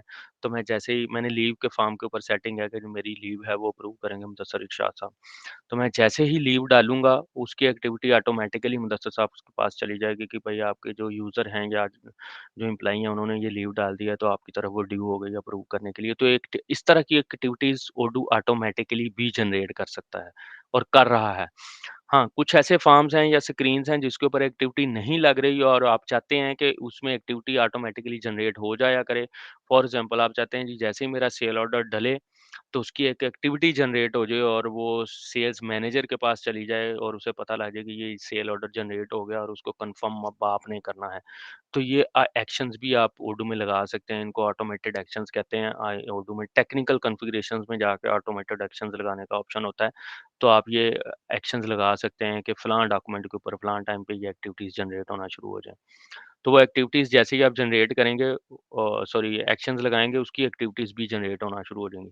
हाँ, जहाँ पे कोई स्पेसिफिक यूज़र है, वहाँ पे एक्टिविटी ऑटोमैटिकली ओडू जनरेट कर देता है। अब जैसे देखें ये मैंने एक्टिविटी जनरेट किया तो यहाँ पे आ गया due in 5 days to do करने के लिए है और शकील अहमद की तरफ राउट हुई है। और ये जो दिन है, हर रोज़ ये काउंटर इसका चलता रहेगा। कल ये ड्यू इन 4 डेज़ हो जाएगा, इसी तरह 1 दिन बाद ड्यू इन 3 डेज़ हो जाएगा और जब ये गुज़र जाएगा दिन, तो यहाँ पे ये रेड हो जाएगा और फिर बताया कितने दिन लेट हो गया, कितने दिन लेट हो गया। और इसी तरह ये शकील अहमद के पास गया है, तो इसी तरह शकील अहमद के ये एक्टिविटीज़ में भी आ जाएगा, इधर काउंट भी आ जाएगा। तो अगर ये कोई और यूज़र होता, तो उसके यह एक्टिविटीज़ के काउंट में भी आ जाना था कि आपकी तरफ ये एक एक्टिविटी आ गई है। तो उसके बाद आप इस एक्टिविटी पे जैसे ही आप जाएँगे तो आपको इस ट्रांसफ़र पे भी ले जाएगा कि इस ट्रांसफ़र पे ये एक्टिविटी है। तो आपने अगर वो उस एक्टिविटी का जो भी वो एक्टिविटी थी वो काम अगर आपने कर दिया है या आपने उसके ऊपर रिस्पॉन्स कर दिया है तो आपने इसको मार्क डन करना है। मार्क डन पे क्लिक करेंगे तो इसके बाद आपने कोई रिमार्क्स देने हैं और आप इसको डन कर दें तो डन हो जाएगा। या अगर आपको इसके ऊपर आगे फिर कोई एक्टिविटी जनरेट करने की ज़रूरत है तो आप रिमार्क्स दे के डन एंड शेड्यूल नेक्स्ट भी कर सकते हैं। दूसरा ये है कि अभी आपका काम नहीं हुआ और आपके जो डेज़ हैं, ड्यू डेज़ वो आ गए हैं और आप चाहते हैं कि जी मैं इसको इसकी ड्यू डेट बढ़ा लूँगा, आप एडिट करके इसकी ड्यू डेट भी बढ़ा सकते हैं और इवन कैंसल भी कर सकते हैं। ठीक हो गया, ये जेनेरिक फीचर्स हैं जो मैं आपको ओडू की बता रहा हूँ। इसी तरह किसी भी डॉक्यूमेंट के ऊपर अगर आप जाएँ तो वहाँ पे आप उसकी अटैचमेंट्स भी कर सकते हैं ओडू में, और इसके अलावा उस डॉक्यूमेंट के ऊपर जो यूज़र है वो बाय डिफ़ॉल्ट। शकील शकील एक जी, मिनट होल्ड कीजिएगा यहाँ पे, क्योंकि एक तो हमारा ब्रेक का टाइम हो गया है, तो हम जी, थोड़ी सी ब्रेक कर लें, यहीं से कंटिन्यू करेंगे हम। अच्छा, जी, सेकंड ये स्क्रीन को भी रहने दें, जी, थोड़ा सा ना हम एक दफ़ा रिविज़िट कर लें जो अभी तक हमने नॉलेज गेन की है। तो जी। शकील आप यहाँ पे जो आपका लॉगिन आ रहा है इस पे क्लिक करें, शकील अहमद के ऊपर। अच्छा, इसमें आप में से कौन हमें बताएगा कि डॉक्यूमेंटेशन क्या है और इसका क्या पर्पज़ है? सर डॉक्यूमेंटेशन में जो है वो ओडू की है। ओडू का स्टैंडर्ड डॉक्यूमेंट है जिसमें इसने अपना यूजर मैनुअल कह लें या पूरी डॉक्यूमेंटेशन कह लें, जो सॉफ्टवेयर के बारे में ना अपनी कंप्लीट उन्होंने है ना थ्योरेटिकली लिखा हुआ है। जी, जी, तो कितने यूज़र हैं आप में से बी ऑनेस्ट जिन्होंने इस डॉक्यूमेंटेशन के ऊपर क्लिक करके डॉक्यूमेंट्स को रिव्यू किया है? वो हैंड रेज़ कर लें। सर बस बाइट्स ओवरव्यू किया है, बड़ा कुछ नहीं। ठीक है? बस। बिल्कुल सर सिर्फ चेक करके देखा इसमें है क्या। जी, तो बेसिकली जो डॉक्यूमेंटेशन में कंप्लीट यूज़र मैनुअल है, ठीक है? अगर आपको किसी भी जगह पे चैलेंज आता है तो आप फ़ौरी अपने यूज़र पे जाएँ और यूज़र पे जाके जब आप क्लिक करेंगे तो उससे आपको उसका जो यूज़र मैनुअल है वहाँ से आप उसको रीड आउट कर सकते हैं, आपको इन्फॉर्मेशन मिल सकती है। बिल्कुल ठीक। अच्छा शकील वो स्क्रीन अभी रहने दें। अच्छा second what is sport? Sport में क्या है? कौन बताएगा?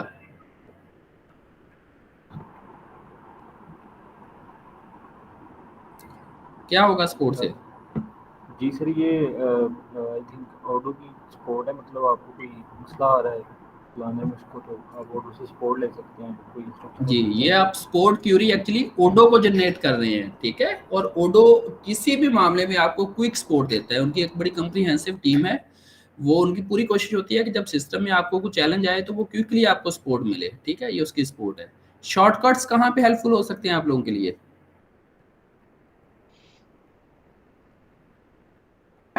किसी भी फॉर्म के ऊपर अगर हमने जाना है तो हम शॉर्टकट के थ्रू जा सकते हैं, ताकि हम ऐप में और ऐप में जाने के बाद उसको ट्रेस आउट करने के बजाय हमें पाथ याद होगा, स्लैश डाल के जी, उस फॉर्म बेसिकली का ये नाम लिखेंगे तो पहुंच जाएंगे। ये एक्सेस की एफिशिएंसी देता है। स्पेसिफिकली जब आप एक्सपर्ट यूज़र हो जाते हैं तो फिर आपकी कोशिश होती है कि बजाय मैं ऐप्स को कंगालूँ, मैं क्विकली शॉर्टकट्स के थ्रू वहाँ पे जाऊँ, ठीक है? तो आप सिर्फ राइट डाउन करते हैं, उसको एक्सेस कर लेते हैं। Thank you Moin. और अभी एक आपसे जैसे आपको 2 चीज़ें बताई थी, एक नोटिफ़िकेशन और एक एक्टिविटी के आइकन, ठीक है? इन दोनों में क्या डिफ़रेंस है?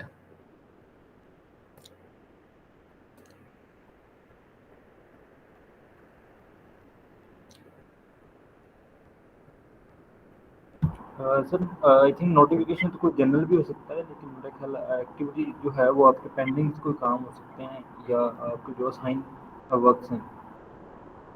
जी, बिल्कुल। बेसिकली चलिए मैं इसी से एक नेक्स्ट क्वेश्चन पूछूँगा। अभी मैं चाहूँगा कि जो आप में से बाकी लोग हैं वो आंसर करें कि एक्टिविटी का क्या पर्पज़ है यहाँ पे? कैसे हेल्प आउट कर सकती है एक्टिविटी? शकील वो एक्टिविटी ऑन कीजिएगा।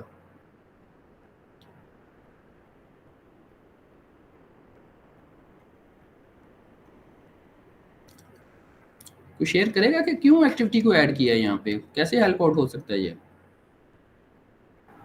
सॉर्ट ऑफ रिमाइंडर ही है मेरा ख्याल है कि आपने जो काम करने हैं भूल लेना, लिस्ट बना लें, टू डू लिस्ट। जी, जी sir, thank you. Ali Zeeshan आपने भी हैंड रेज़ किया है।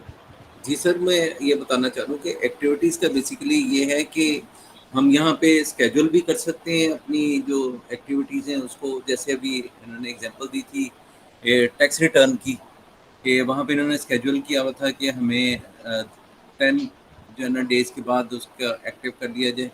और अगर हम समझते हैं कि ये खुद परफॉर्म करनी है तो ठीक, वरना अगर किसी और को साइन करनी है तो वो यहाँ से उसको रीअसाइन किया जा सकता है और रीस्केड्यूल भी किया जा सकता है। जी सर, थैंक यू ये very much. Basically thank you. Zonia Asif.